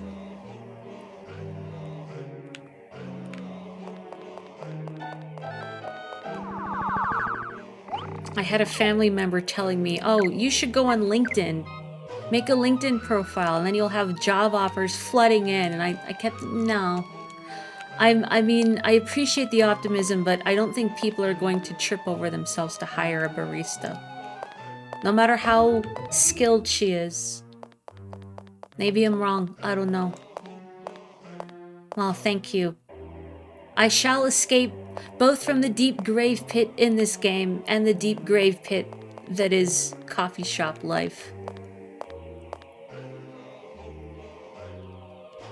I remember having a trainee once who had talked about their whole plan was like, yeah, I want to work at a coffee shop because it's like, I don't remember exactly how they phrased it, but they had it in their head that it was like a cute and glamorous kind of job. Or like, yeah, I'm going to be like a recording artist. I'm doing like this coffee shop thing as my side gig. It's going to be cute and chill. Like, it felt like they were doing it for the aesthetic, almost. Like, there was a certain romanticism to being a barista. Unsurprisingly, they did not last very long. And I do wish them the best. I felt a little bad. It's just seeing how the rug probably was ripped out from under their feet. And I realized what a grueling, miserable, thankless job it is. And how you can't just coast and be chill. And you have to know how to do so much. You got called by a recruiter the other week. She was not a real recruiter, it was a scam. Ugh. Always money, huh? Yeah, I felt bad. But in a way, I've trained a lot of people, and you can kind of tell fairly quickly if the job is going to be a good fit for someone or not. And I don't mean that, like, if I see someone pick up things right away, then I think, oh, you're going to be great, versus someone who struggles a bit thinking, oh, you're going to be terrible at this. It's not necessarily the case. I've worked with some people who took a while to sort of learn all the basics, but wound up being great. And some people who do pick up the basics, but then just don't care and wind up being a poor fit. But the point is, a lot of the time you can kind of tell. And my experience with that trainee, my instinct was that you're not going to last very long. And part of that, I think, was that sort of laid-back attitude. And feeling like it was a cool, calm, glamorous job. Maybe they read a lot of coffee shop AUs. I don't know. Which is a facet of fan fiction I will never profess to understand. Granted, there's a lot of fan fiction out there that I don't get the appeal of, but I also recognize it's not for me. And you know, the old adage of don't like, don't read, I just scroll past stuff that isn't for me. Whatever. Please don't kill Ari. I don't think they're gonna kill Ari, but still. But coffee shop AUs in particular just baffle me on a deep level. Because I think surely that many people aren't thinking, oh yeah, they're cute and quirky and cozy, and oh, we're gonna flirt with the cute barista and get their number or whatever. Like, no, that's creepy. Don't do that. I know it's just fantasy, but still. You know, I knew you had worked as a barista, but I didn't know it was like that pokey. Wild, working in a slow coffee shop. I can't wrap my head around it. Was that the one, I think it was released in English as Wagnaria? Because that was the name of the family restaurant. Famarire. I feel like I saw like a couple episodes of that. Oh, anime is very good at romanticizing stuff like that, isn't it? I know when everything's brightly colored and you have this cast of fun, quirky characters, it's easy to think, oh, maybe it's not such a bad job. Maybe it's not a miserable uphill slog where no one says anything unless you screw up. No, lies. It's all lies.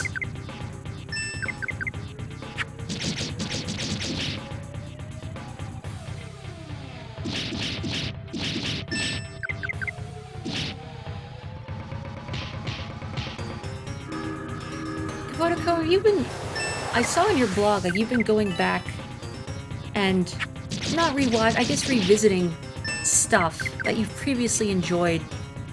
And I've thought about, it would be interesting to go back to some shows that I've enjoyed in the past to see if they still hold up.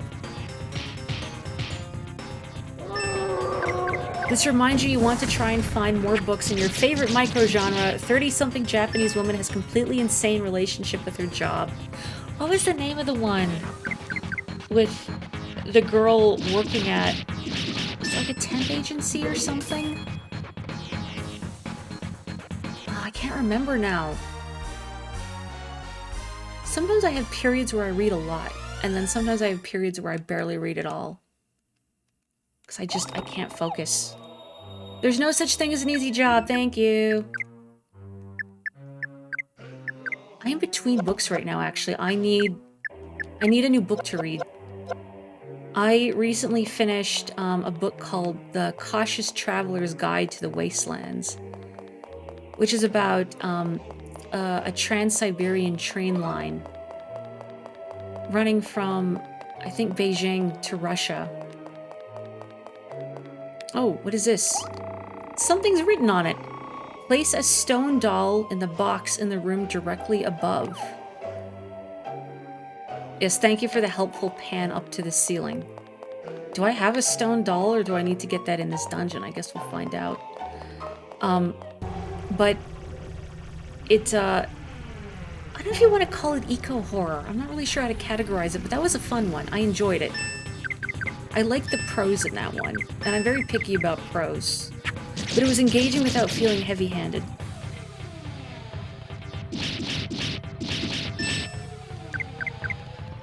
Your latest two rewatches went from scores of 8 to 5 and 7 to 5. Hey, you know what? 5, it's still middle of the road. I know in gaming parlance 5 means the worst ever. But in general terms, like, you know, average is fine. I was thinking about rereading Jonathan Strange and Mr. Norrell. I think it would be my 3rd read-through.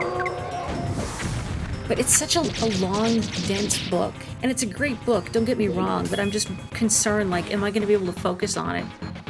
A lot of my reading these days, I'll read on the train ride to work or during my breaks at work. And it's sometimes really hard to focus during those times. Hooray, we're almost free!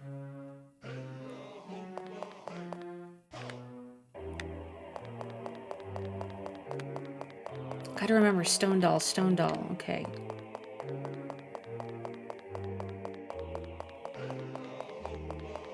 I totally get that, though. Like, you get into rereading something and then your momentum just evaporates. And it doesn't even mean you don't like the book, it's just, for whatever reason, it's just not happening. Sometimes you gotta be in the right headspace to read something, like Jonathan Strange and Mr. Norrell. I feel like I need to be in the right headspace for it. And I don't feel like I'm in the right headspace for it right now.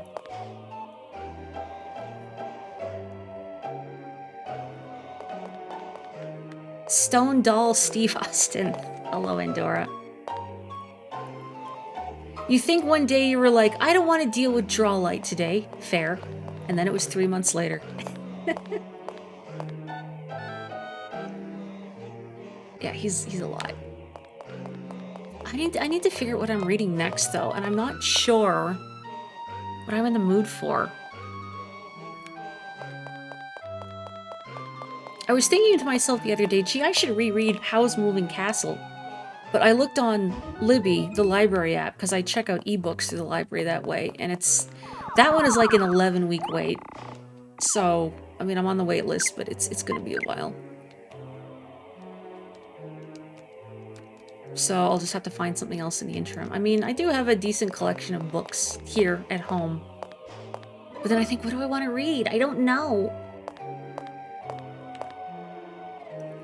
You know what? Here's a tangential book-related question, because I saw it on a Tumblr post earlier. What's a book or book series you got really into as like a kid or a teenager? Because I saw that post and I thought of how, I forget roughly about how old I was, but around late kid, teenager, I was really into Artemis Fowl. Which I don't think it would hold up on a reread. And Owen Colfer is an author, definitely gives vibes of thinking he's a lot funnier than he actually is. But I remember liking those books a lot because I was just so enamored with, wow, an evil genius protagonist who does all these morally reprehensible things but cares deeply about the environment. I liked it. But then he gets soft.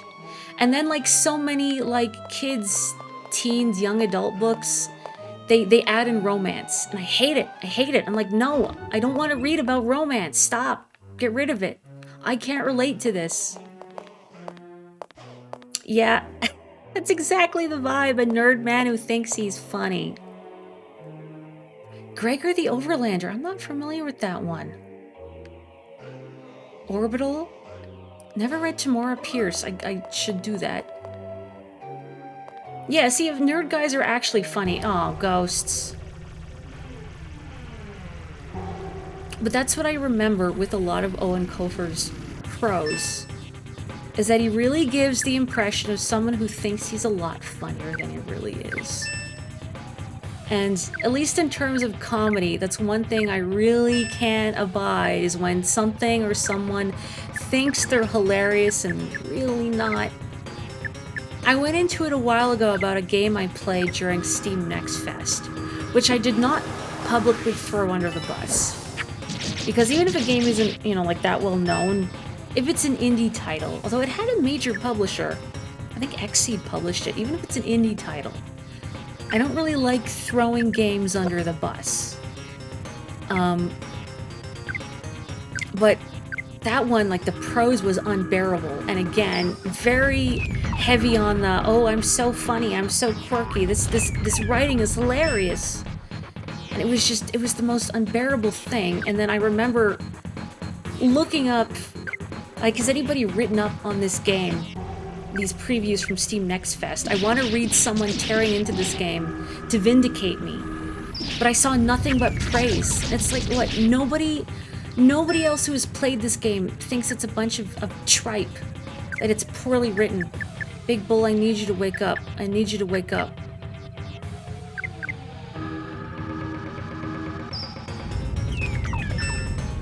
It was a book of his for adults that you grab from the library. And it was like, what if a dragon in the bayou? And you were like, keep talking. And then he started talking. And then you were like, never mind. That says it all, really. Humor is really subjective, I do agree. And what works for one person might not work for another, and vice versa. Just the writing in this game felt so smug. Like, it was so painful. Okay, I'm starting to think maybe fighting these snakes is not a great investment. I think I'm just gonna leave. I was kind of hoping Big Bull could fire off that overdrive attack. But, it's not working out great. Oh, it was the book series of one Suzanne Collins before she did Hunger Games. Oh, I didn't know what she'd written before that. Oh, I did not mention... Oh my gosh, Castell! If you're the one I know from Twitter and Blue Sky, hello! And please know I am a very big fan of your write-ups. But if I am getting people mixed up, then please disregard. Well, hot dang! It is nice to say hello! Thank you for joining us for this obscure PS2 RPG Friday, which is not a thing I normally do. But I'm so charmed by Okage. Yeah, I've never experienced... I've only read the first Hunger Game book, so I was gonna say I haven't experienced Suzanne Collins outside of that context. But... Okay, it was the 8th floor. I was almost going too far in my hustle to escape the deep grave pit, which just goes on forever. But soon we will be free. As long as no ghosts appear and dogpile poor Ari before I can get to wherever I'm putting the stone doll. Oh, was it the 8th floor? It said floor? Oh, heck, you're right. Just kidding. I have to go to the 7th floor. Okage is one of the games you want to play. I would recommend it. I think it's very charming. It definitely does not shine in the mechanics department. But I think as a narrative piece, and just design-wise, I think it's quite strong. There's a lot of great games on the PlayStation and PS2 that I just missed out on because I didn't have those consoles in their heyday. So it's nice to go back and finally experience them. It's only barely a video game. It did pan to the ceiling in a meaningful way. I don't think it's this floor. There's no... 2001. Which truly was only a couple of years ago, right? Nobody correct me.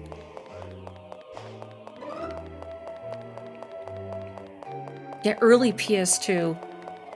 Look at these chunky graphics. But they make it work, you know? When something has a strong art style.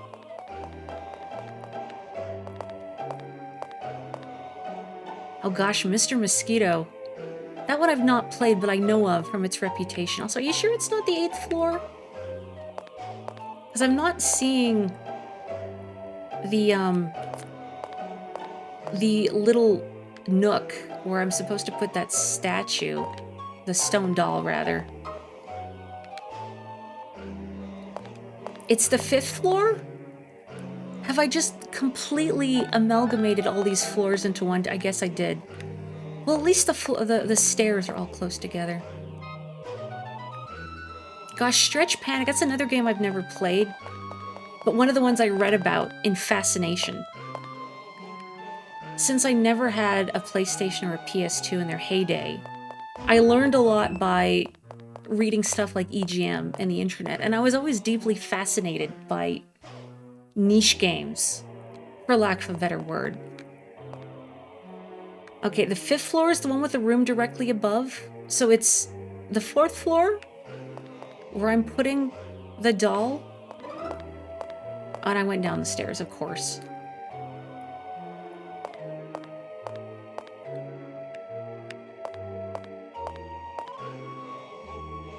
If I may, Castel, one of my favorite things that you've written up is just your write-ups on various niche games. Movies too, but the niche games are particularly fascinating to me because I love learning about Japan-only games and other games that use their, like, do an interesting interplay of mechanics and narrative. Like, non-stories is really fascinating to read about. And also, I remember thinking to myself, I don't think I'd have the patience for a kind of game like that, but it's the kind of thing I would love to read a Let's Play about. Sean Baby, a name I too have not heard in years. Roz, are you okay? Oh, I am putting it on the 5th floor. Okay, I just have to find it now.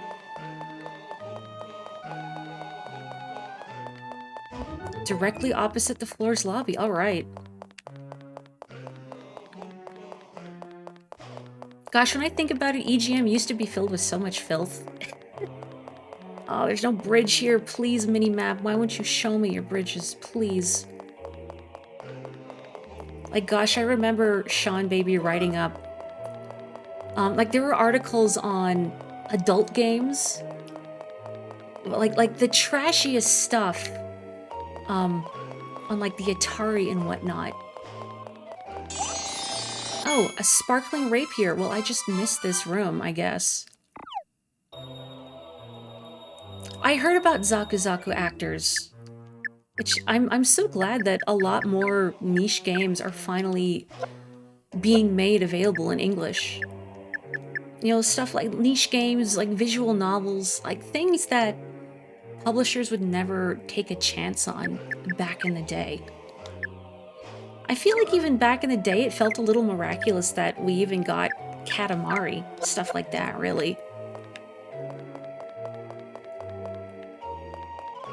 Take the doll up to Deep Grave Pit B5, room at the back, directly opposite. Oh. Wait, I see... There is a room back here, but how... And there's no go through the wall trickery this time.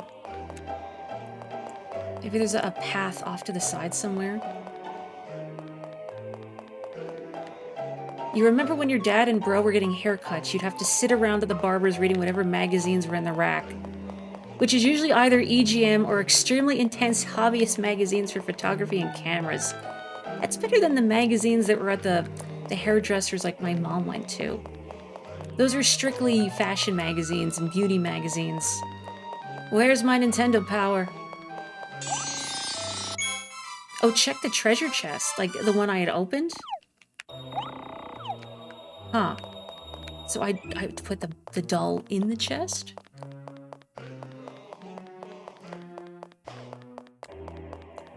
Are there any good gaming magazines still out there? It's not the way to the chest. Oog. These bridges are driving me up the wall. Oh, so it's stand in front of an empty treasure chest. All right. The literati's gotten EGM'd.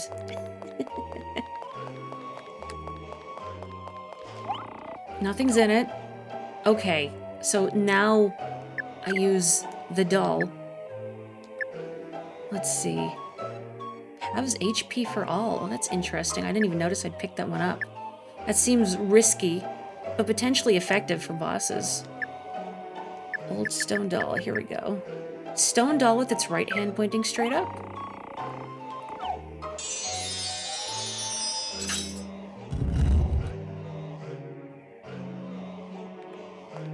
You gotta say, you watched me play this for hours, and a lot of the cutscenes and boss battles are like, wow, this looks enjoyable.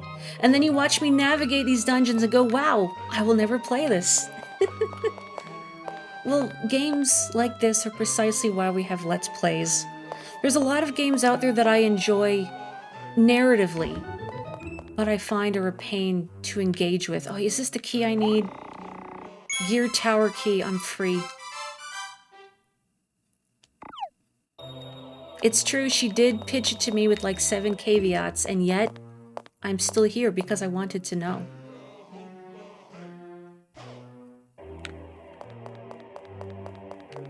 But it's like me and Snatcher, as I've said, one of my favorite games I've never played, because I like the narrative, I like the presentation.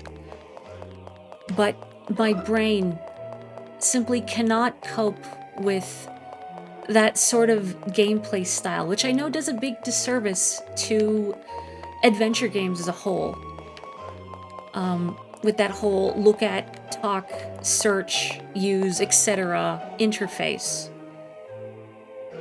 But every time I've tried to play a game like that, I just run out of patience when I haven't used the correct verb on the correct screen or the correct pixel, and I start losing my marbles. It's like younger Mori trying to play text parser games and always losing my mind. Oh, have you played Snatcher? Not a lot of people I've met are familiar with it. It's a game I enjoy a lot. But again, only secondhand. Or what's another good one? Killer 7. I've not played that one personally. Killer 7 I think is an interesting game. Like, a lot of grasshopper stuff. Just, presentation-wise and narratively interesting. Mechanically, I don't want to say dubious exactly. Maybe not the smoothest.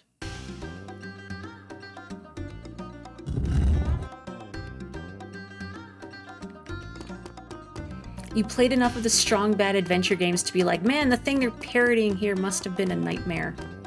I have played all the strong bad's cool games for attractive people. Which, despite how fiddly point-and-click adventure games can be, those I think were a treat. I am now free to listen to the sick oud sound. Oud? I don't know how to say it out loud, but that. You know what, let's fight these soulful spiders. They don't quite have enough eyes, but I'll forgive them. I like their design anyway. Let's see.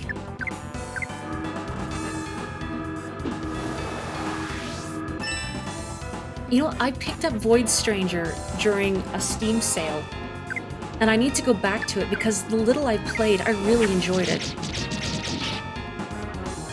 I can be kind of hit and miss with Sokoban games because I'm not the best at planning my moves in advance. And my strategy for Sokoban games tends to be, I'll just look at it for a bit and hope that my brain will sort it out subconsciously. Which sometimes works, not always. The floors that were really stymieing me were the ones with the glass panels that would break after you stood on them.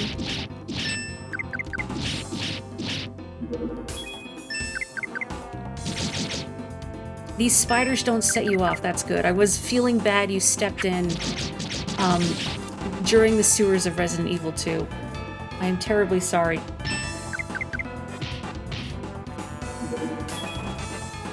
I don't know, is Sokoban as a genre well known?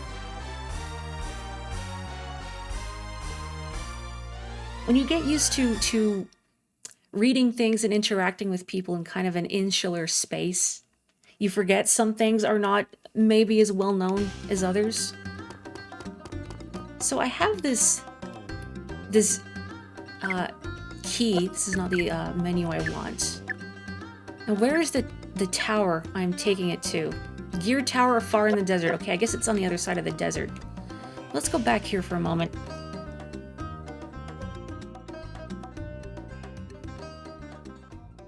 Baba Is You is an excellent one. But yeah, I guess that's Sokoban too. You're pushing stuff around.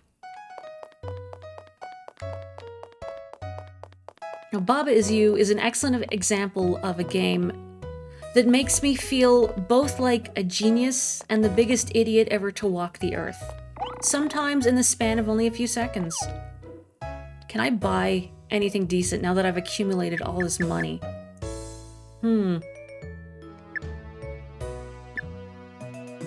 could buy Ari a better sword, which wouldn't be a bad idea since he's always in the party. Hero's armor. It's not bad either. I've already got Ari in, yeah, the latest outfit. Maybe I'll buy some more healing items too. I mean, I still have a fair amount of them, but can never be too careful. I did equip the new sword I got onto Roz, yes. I had to stop and think about it, but yes, I did. I forgot I had these LP recovery items. I think I'm okay for now. Third world internet. We were talking a bit about Sokoban games. I don't know exactly when you dropped off, but... And how I need to go back to Void Stranger because I greatly enjoyed what I played of it.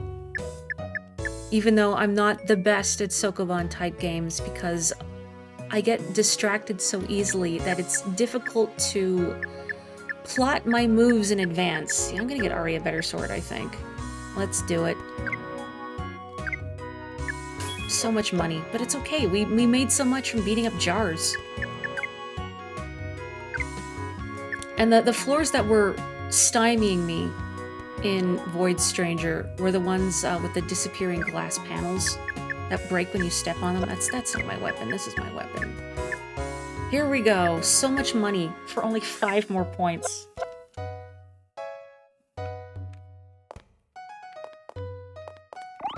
Yes, I do want to stay at this inn. Let me in. Well, let's rest first.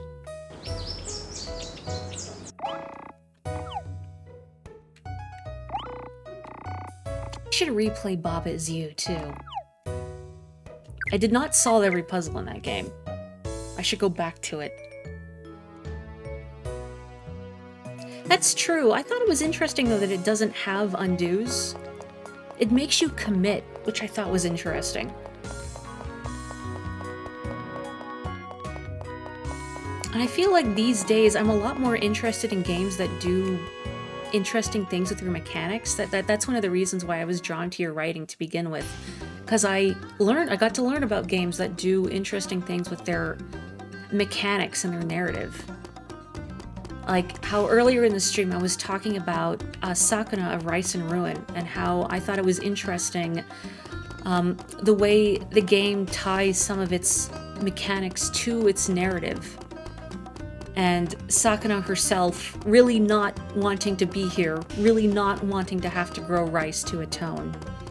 And that translating it into her doing kind of a slapdash job and not knowing what she's doing. Which made sense narratively, but also helped to not overwhelm the player with options. I got that chest already. I don't need to go that way.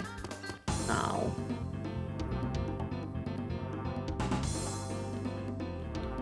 Someone else who's played Sakuna or is at least familiar with it. Thank goodness. I was feeling so alone. No, not defense. Let's just wait. And then have Ari use his overdrive. If I could just have like a hotkey. A macro to do this. Oh, you played it on launch? Did they? I wonder if they changed or patched anything since launch. Either way, I really like how that game is presented. And yeah, I haven't played a ton of farming games. But I think it... What's a good way to phrase it? I think its farming is the most interesting out of the farming type games that I've played. Oh yeah, Snatcher would make a really big impression if one had not played an adventure visual novel game before too. But I thought that did 600 something damage. Oh, don't explode, please.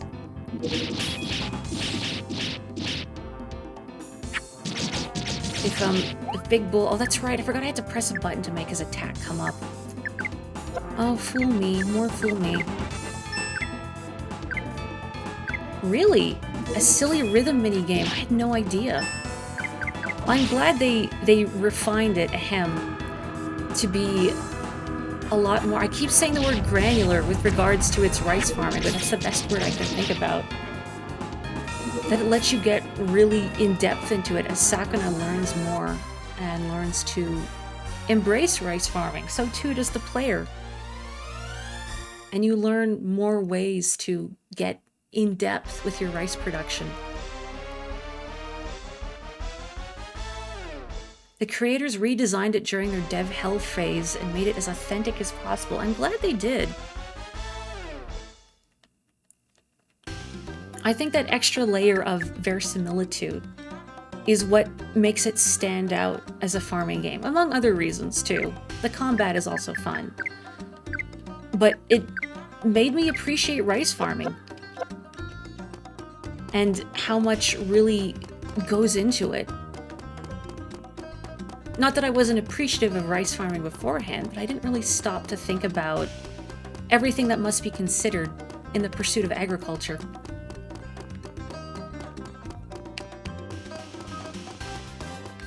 Excuse me, Ghost, please, I don't want to fight you. I will take this loot, however. I assume this is an attack item like the other bottles I have, which I will absolutely neglect to use because I will forget it exists, like most items.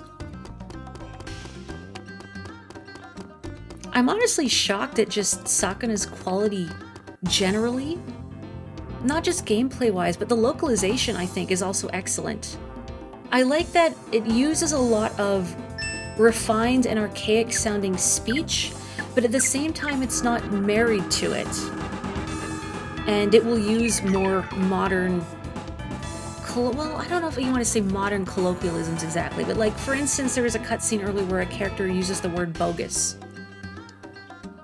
So it has that refined, old-fashioned style of speech, particularly in regards to how Sakana herself talks, but it's not married to it where the point it feels like it's dragging down the narrative like what Final Fantasy Tactics does.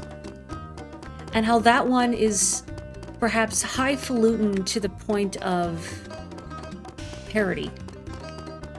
Granted, this is hearsay and based on screenshots. I've not gotten to play the original Final Fantasy Tactics, but I do know that the retranslation of it, I think, goes entirely too far into medieval English. I have a lot of Sylvie's games bookmarked, actually. I've been meaning to check them out, and then I forget because my magpie brain kicks in. Is there one of hers in particular you'd recommend? It's hard to know if one wants to play Final Fantasy Tactics which translation to go for. Because on one hand you have the original English localization, which is not the best, a little shoddy, but then you have the newer one which gets entirely too... Again, highfalutin, I feel like maybe I'm underselling it a little. But if I say Shakespearean, it feels like a knock against Shakespeare. Like it's trying too hard. Sylvie RPG is an easy one to get in since it doesn't require platform knowledge, just weird bump combat. Good to know. Although I do love myself a good platformer too. I'm just gonna leave these bears behind. I need to figure out how to get to this tower.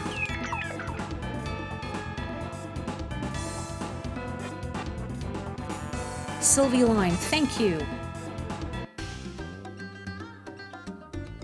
You know, I'm gonna make a point to at least try one of them tomorrow. I've had such a frazzled couple of weeks that I need to just take some time and get around to like some games and whatnot that I've been putting off. Pseudo Regalia too, since I got it on the Steam sale. Can I get to the other side through here even? Like, it looks like I should be able to, but then it's a little difficult to tell on this mini-map.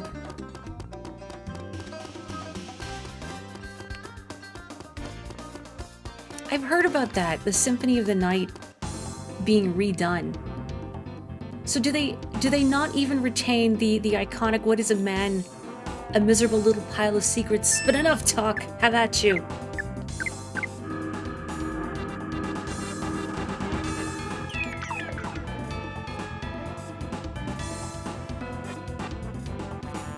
That's the first part that got the chop. How could they? Now, I know that in the Resident Evil remake that I played, that, you know, the voice acting and the lines were all redone. So it's... I can't get across there. I can see the stones, the stone marker. Maybe I just need to go to another stone marker and teleport across? I'm not sure. If only the mini-map would let me zoom in to see if I can get past all these ruins or not. I'm actually gonna run out of LP from running away from these fights. I guess I could actually just fight these mummies, I suppose, if I must. Oh, this is Roz. Just kidding. But yeah, like in the original Resident Evil in the remake, I know they redid the script and the voice acting, but they still kept the essence of the lines, perhaps. Like Barry saying, you know, you could have been a sandwich, or however he phrased it. So they're still acknowledging that you could have been a Jill Sandwich line, without outright saying it. But it sounds like they've just sucked the charm out of Symphony of the Night, which is disheartening if true. Oh, that's right, Big Bull can shout at enemies to scare them away. Bagtree, do you remember offhand, do I get through to the tower through this ruin area in the desert? Or do I have to go somewhere else? Because I can see the stone marker on the other side that's lit up. So maybe I just have to travel to another stone marker and teleport there. Hello, Gucci Rat. There are, in fact, multiple Okage fans present. Yeah, streaming this for a couple months, golly. It's kind of a shame I had to go a couple weeks without streaming it, but we're here now. Stand time has resumed. It is through the ruins, you think? Well, hopefully, like, there's a chest there too, I want it.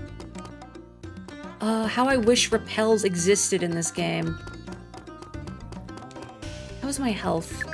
Let's just heal up, just to be in the safe side.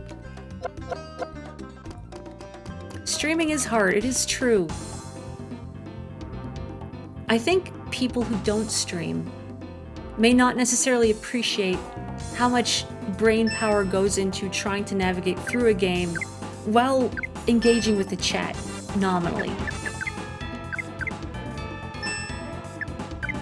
I mean, well, it's not that bad.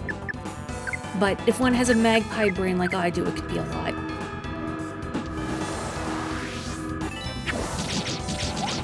Okay, Big Bull. Do your thing. The battles may not be great in this game, but by golly, the enemy designs remain spectacular. I wonder who did the designs for this game, actually. I don't know.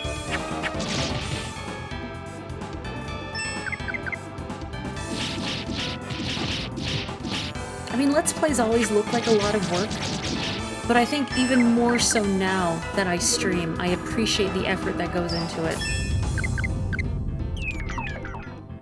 Oh great, they've done something to Roz, and now I have to fix it outside of battle. You can't even carry on a conversation while driving a car. Well, nor should you. Better to focus, I think.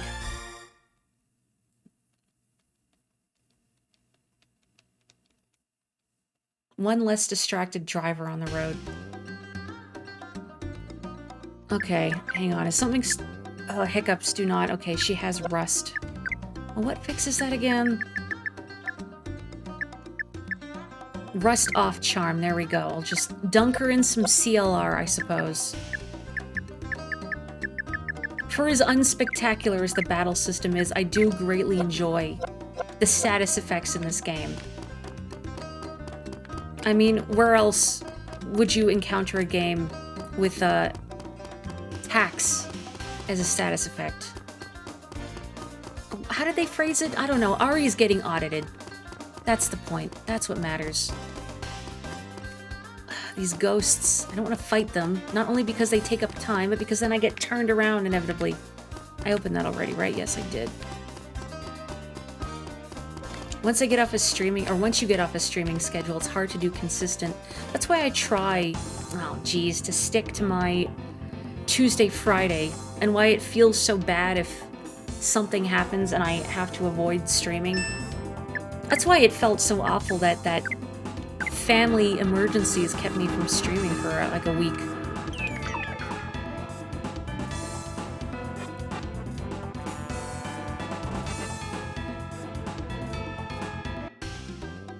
I didn't think about that, you're right. This Mario RPG Golden Sun, I'll use nuts as healing items. Can't get through here. I feel like I should be able to knock these walls down. Or that big bull should be able to knock these walls down. But no. This is where I got before, and I can't seem to get through. Like, it looks like I should be able to proceed over these bricks, but no, Ari will not step over these bricks.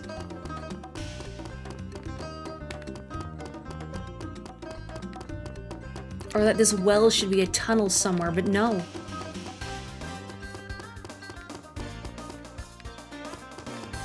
Oh, La Mulana. I know some. Surprise attack. Oh, great. Oh, probably because I turned around trying to avoid it. Oh my. Well, this is certainly a creature. Please don't obliterate me.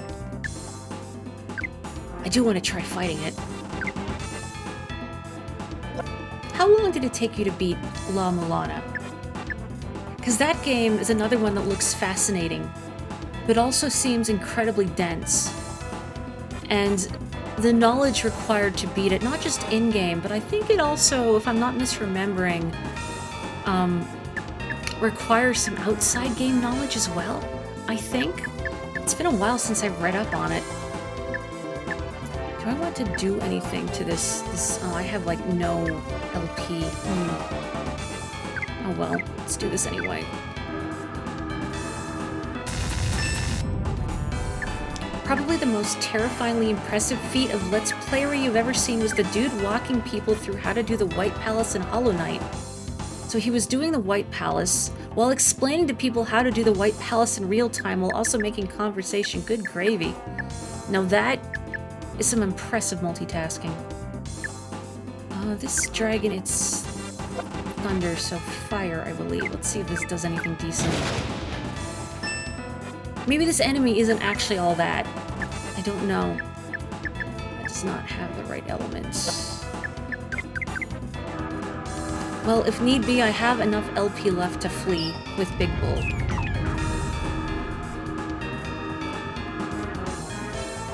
That's impressive that you got through La Mulana by yourself. I imagine one probably has to take a lot of notes. Oh, that's it.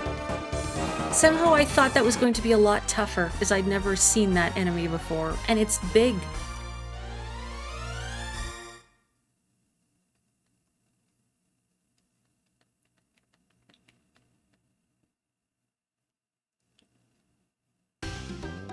Oh, head east through the desert. Okay, so it's not through these ruins?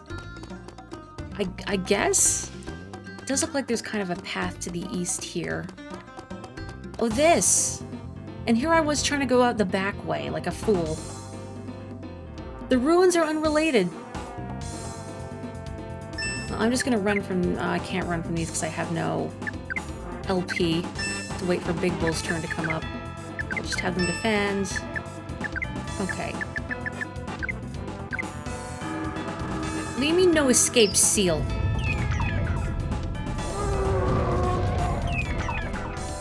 Well, never mind. My shouting evidently trumps that.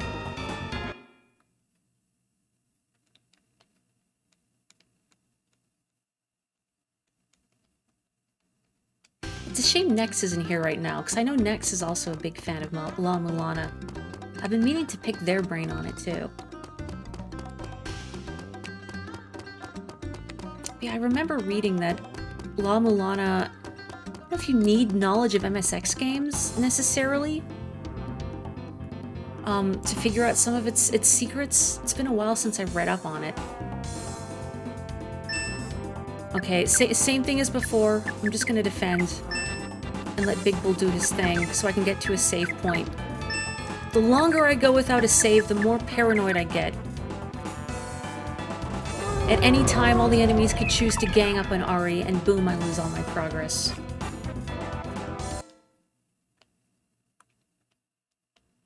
And how kind, I still get a single experience point from that. I mean, seeing all of those enemies, all their strange shapes, certainly was an experience.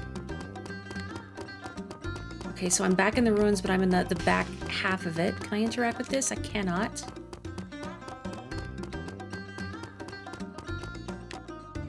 Are you good?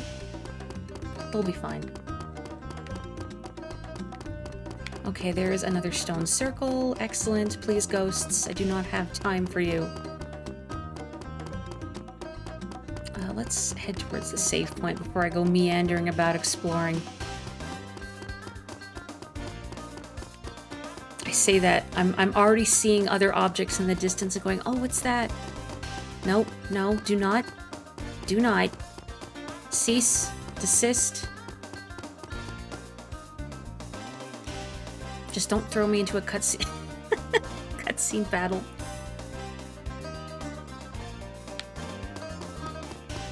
They were wearing Heelys this whole time. And the desert, no less. I think I can go a bit longer. Maybe like another 20 minutes. Famous last words, I know. But it has been a hot minute since I've been able to stream Okage. So I want to squeeze out what I can. I am, however, going to run away from these creatures. We've had so much battle, and basically no story. We need Stan. I need Stan to interject and give us all of his hot takes. And to say what a powerful, most specialist birthday boy he is.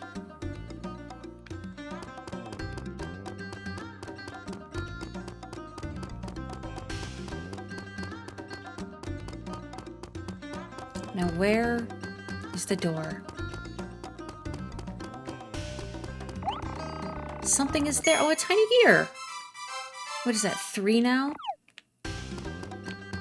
A Stan Kigurumi. I mean, Stan himself could be wearing a Kigurumi right now. And we wouldn't know. It's just very flat.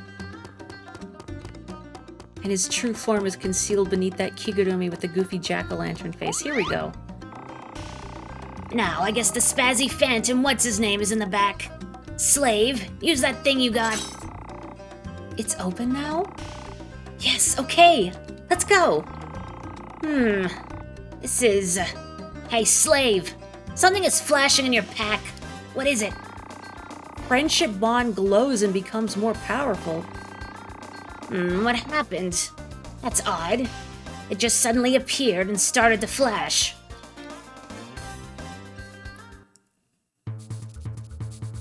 It is very Mirror Mask, I do agree. You could be the guy who thinks about Mirror Mask. It's a good movie. Ah, at last you arrive. Everything is as was contrived.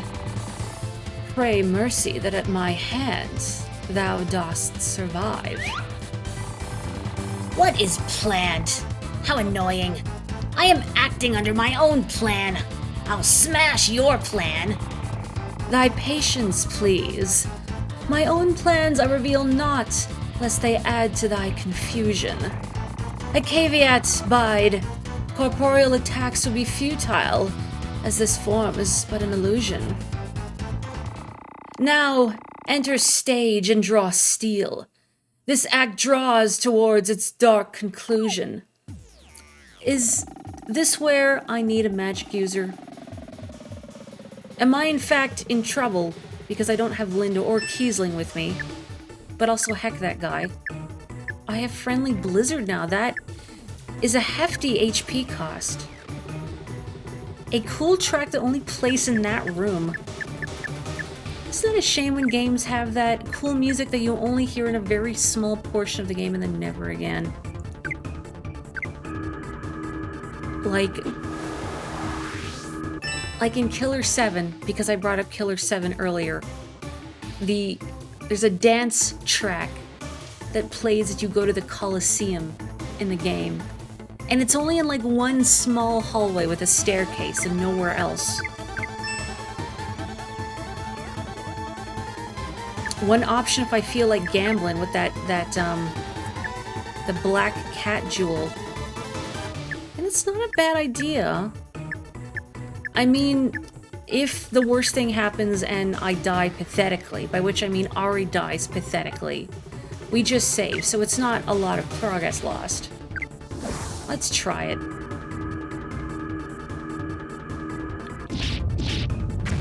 Of course it misses. Okay. Oh, Roz's HP did not get cut. That's interesting. I guess it does not affect whomever uses it. Okay, and let's use the Bountiful Nut. Please don't kill Ari. I think I'm actually going to have Roz heal Ari again. That Bountiful Nut is only 50. Oh boy. Oh boy. I would like Big Bull also to use that burst attack again. I wish there was a more potent version of this Bountiful Nut. 50 HP is nothing at this point. I should just use the Miracle Nut. My kingdom for percentage-based healing items.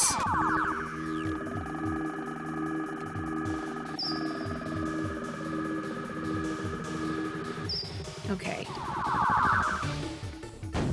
Oh boy. Oh, am I gonna be able to do this overdrive burst combo before dying pathetically? I guess we'll find out. Oh boy. Oh boy. What are you doing to Big Bull, please? Okay, burst isn't ready yet, so I'm gonna have him wait.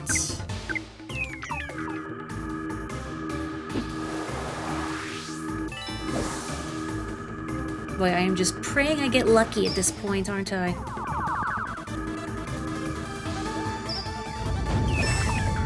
Caveat? Well, bother. Ain't that just the way? You know, that seems to be my signature at this point, is I will use words correctly but not pronounce them correctly because I only read them, and I have no concept of how they're actually supposed to be said. My shame, eternal.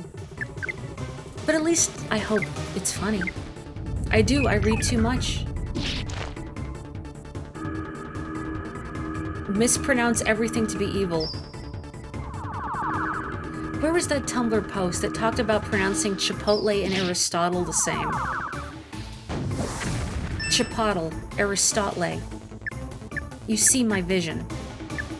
Well, it wasn't my vision, it was that person on Tumblr's vision, but you understand. Oh boy, I'm gonna have to keep using healing items to keep ourselves from dying pathetically. Goodbye, Roz. If this ends badly, another option would be to concentrate on taking out the sword minions and then dueling him. Oh, well look, the sword minions are gone. Ow. Oh, Stan is contributing. Outstanding. Okay, let's see. I do need... I'm gonna hope that I can heal Roz and get her back on her feet before she gets immediately picked off again.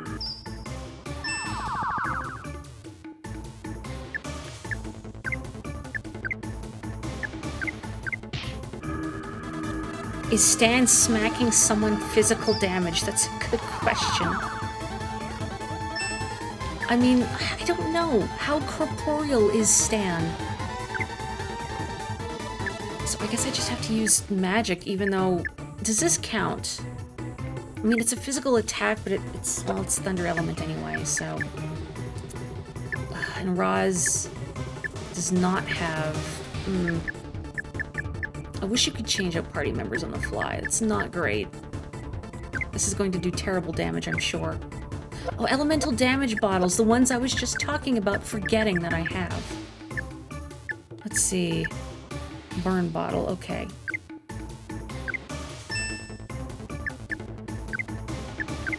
Well, Ari can actually attack with his abilities, so let's... Oh, scary.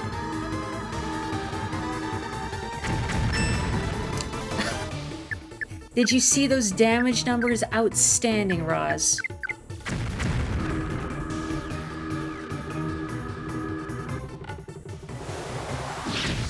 Miss. Great. Good. Wonderful. Maybe I should just have Roz toss around some healing items instead.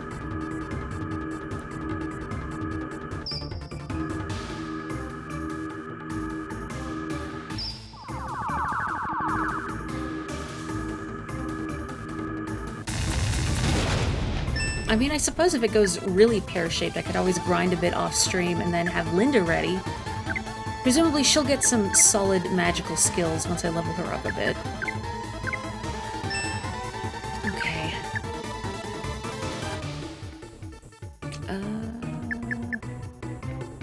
I mean, I could try Blaze Sword again. It missed, so I don't know if it's going to do piddling damage or not.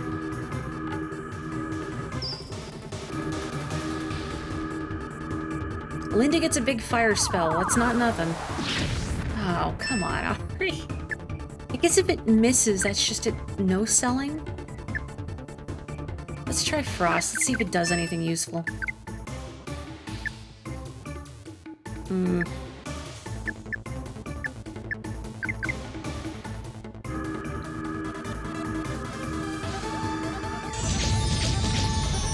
Oh, boy. Yeah, that's embarrassing. 11. Oh, boy. Yeah, this is not going well. I wonder if at this point it would be more expedient just to reload. But then do I have to use Linda and Kiesling? Awful. Awful.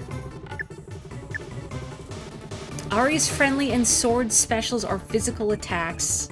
Right, so even his friendly attacks, so what I picked is just not going to work at all.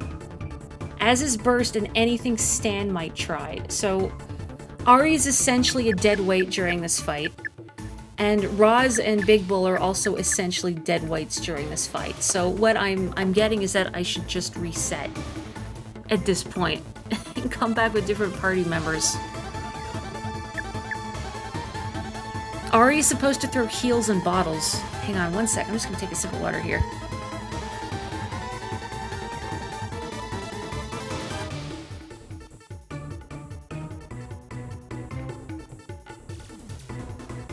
Yeah, so I think I'm just going to reset. Why are Stan's attacks physical? That's a good question, but also why are Ari's friendly spells physical? Okay, I am going to reset the game. And hey, we'll get to hear bagpipes again, ever so briefly, on the title screen. Is that not nothing? Or something? Sorry, it's late. I'm tripping over my words. You're just gonna have to live with it.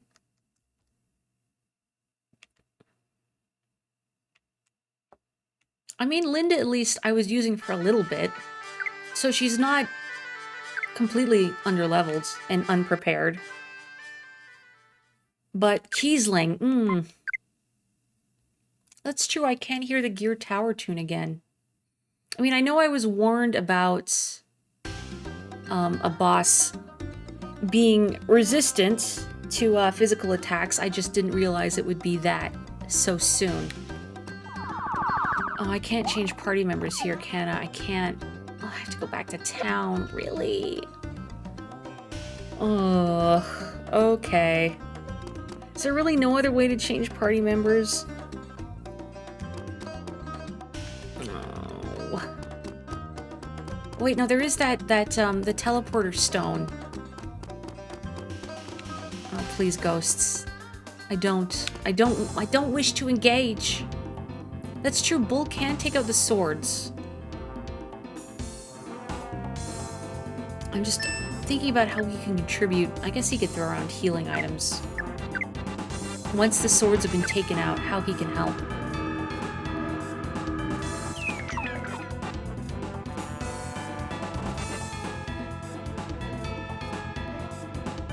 Well, I'm hoping that I only have maybe 400 some odd damage to shave off of that fellow.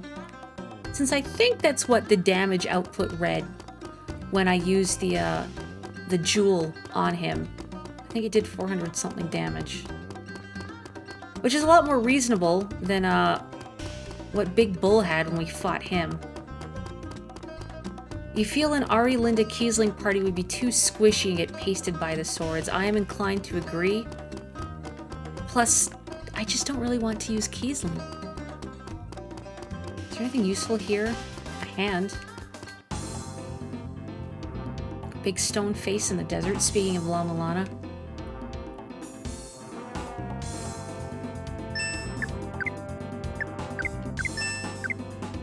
Oh. Thought it was just gonna let me run right away. Okay. Now I'm outie.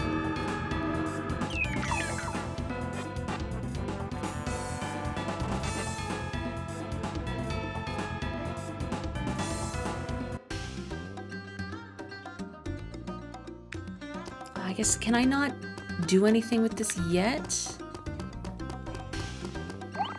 Ah, a tiny gear. I figured there had to be something in this corner. Now, can you get anything useful if you only find a couple of tiny gears? If one is not inclined to scour every single inch of the world map in desperation, hoping to find more tiny gears. If I could turn in just a couple and get, you know, a little reward, I'd like that. All or nothing. Oh, great. It better be really worth it. It absolutely is not going to be worth it at all, I'm sure.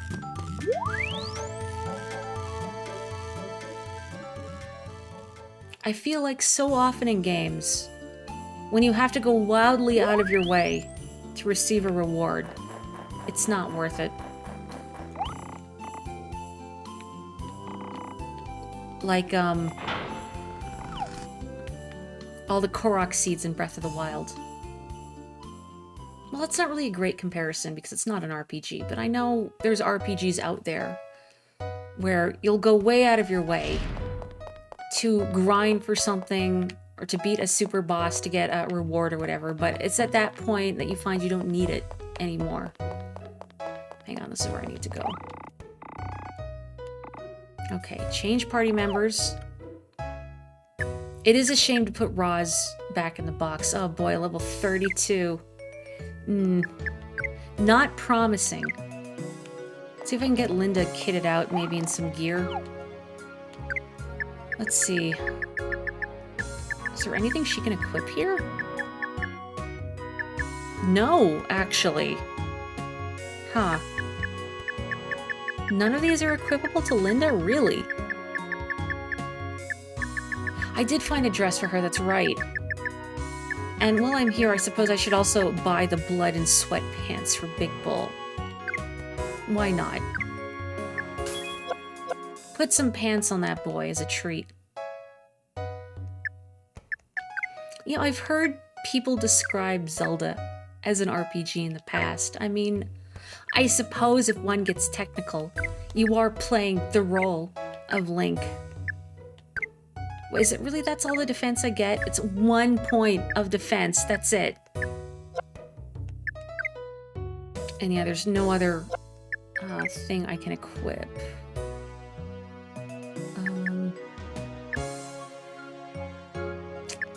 Panther's Fang, Agility, yeah. Whatever.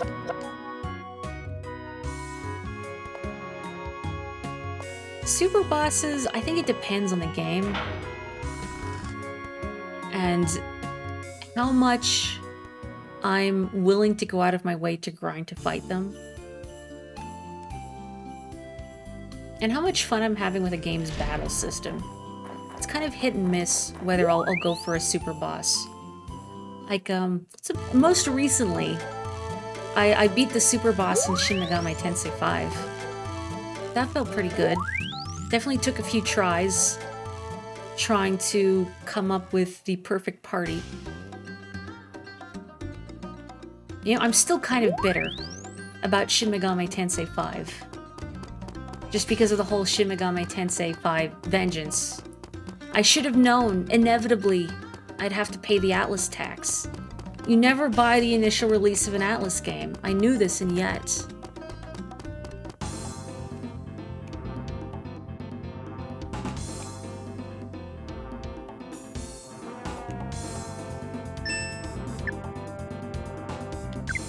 Honestly, I'm still deeply impressed that you beat the super boss in Etrian Odyssey 5. I took a few cracks at it, but like, I'd have to grind my party up to 99, and I didn't have the patience. I played all the way up to the super boss of Etrian Odyssey 5, but I didn't beat it.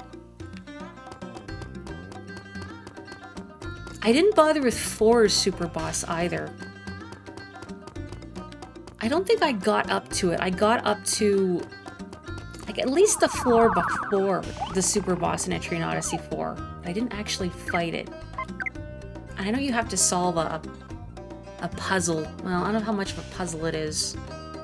To weaken it.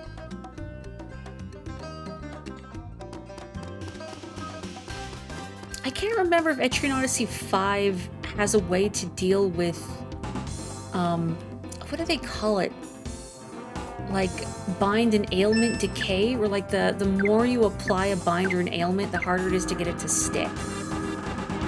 I feel like maybe 5 has like a chain move or something that will reset. Maybe I'm thinking of 4. Hello, Ryfam, how are you? Yeah, didn't bother with that boss. And absolutely not even touching Etrian Odyssey 2's final boss, the true final boss, with a 10-foot pole. Mechanically, incredibly obnoxious. Any boss you have to remember a very specific turn order. Actually, Digital Devil Saga has a super boss like that, where basically you need to be very mindful of not so much your turn count, but how much damage you're doing. It has been a week feeling that. You know what, let me sip some water. We can enjoy this music briefly. I'm gonna make a crack at this boss.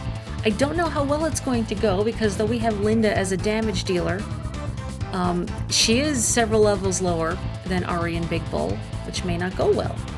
And if that's the case, I can just grind her up off stream for next week. Let me sip some water for now.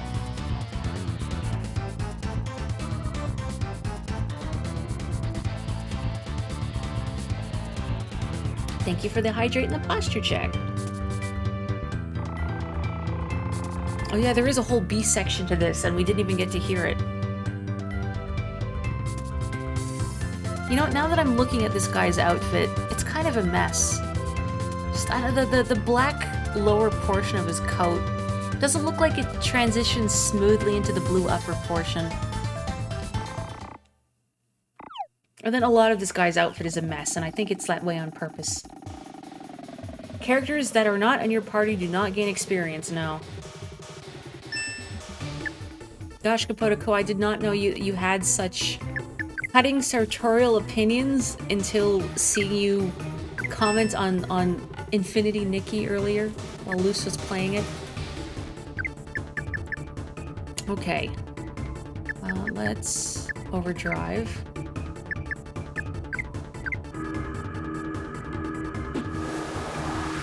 Yeah, it's always a drag in games when your inactive party members don't gain any experience. Okay, I'm gonna have Linda use Omni Concert. Hopefully they won't wail on us as much.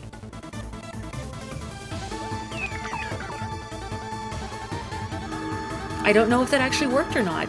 Maybe it did, maybe it didn't. Hard to tell. Do I want to risk using the gem right now?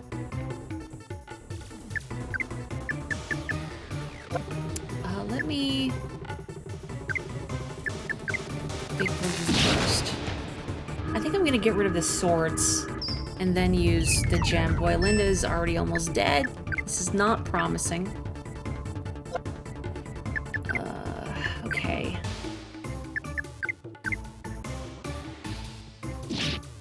Great. Yeah, it really encourages does not encourage experimenting. Oh boy.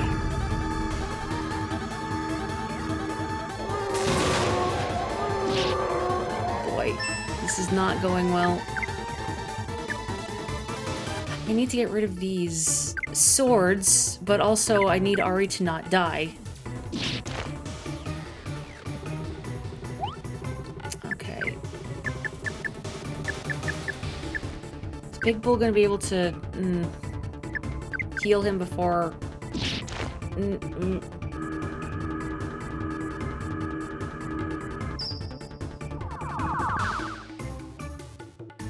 Don't kill. Don't kill. Almost killed. Oh, thank you, Stan. If it takes out the swords, that would be great.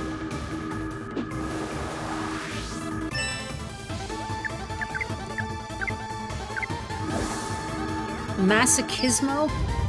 That's quite a name. Okay, that's good. Sword down. Now, they may unfortunately kill Ari right here. Which would be unfortunate. Yep, there he goes. Attaboy. The twitching is very funny. Oof. Okay, so what I'm thinking is I need to get Linda some levels so she doesn't die immediately. Why don't I try one more time? See if we get lucky. And if it doesn't work, then I will do a little grinding off screen. I'll get Linda up to par. And then we'll beat up this fella next week. And we'll have some Resident Evil to tide us over until then. And hopefully Crow Country. Because I would like to record that over the weekend.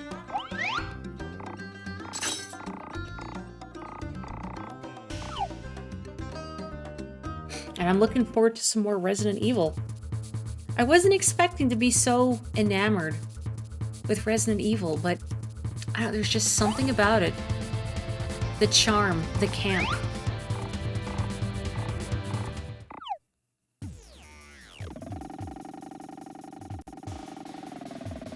I'll have to try 4 at some point.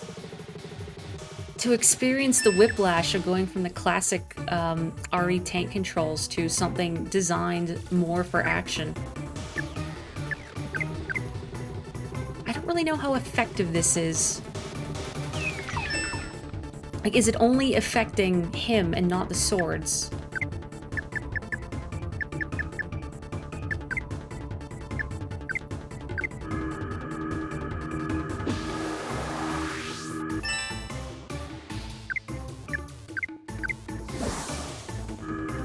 Okay, just gotta take these guys down before they kill all of us. Oh, great, miss. And Linda is about to die spectacularly. She's about to be cleft in twain. It was nice knowing you, Linda. Oh no, she's still alive. And Ari's still alive, barely. Clinging desperately to life. Boy, 50, 100, which isn't enough, and then a full recovery, but I can't buy those.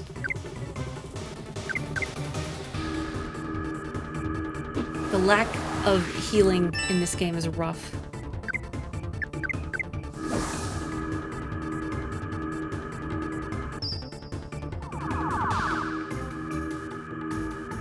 Please don't miss any of them. You missed one of them. How could you? Okay, one more overdrive. Hopefully I don't die in the interim. I don't know what load does, like it slows you down or what. I'm gonna heal Ari. Ugh. Please don't kill. Please don't kill.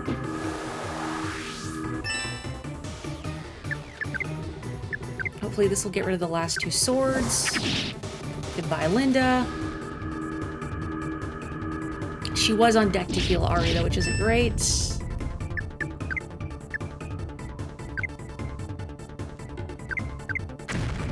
You miss every single one.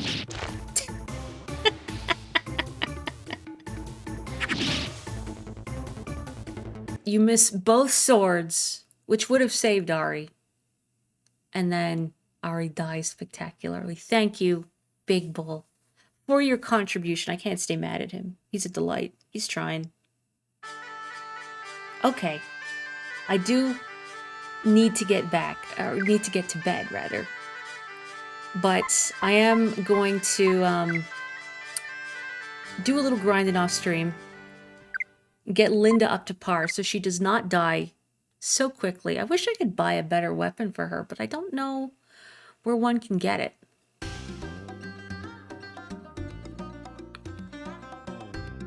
Well, I think stuff like that is why this game was recommended to me with several caveats.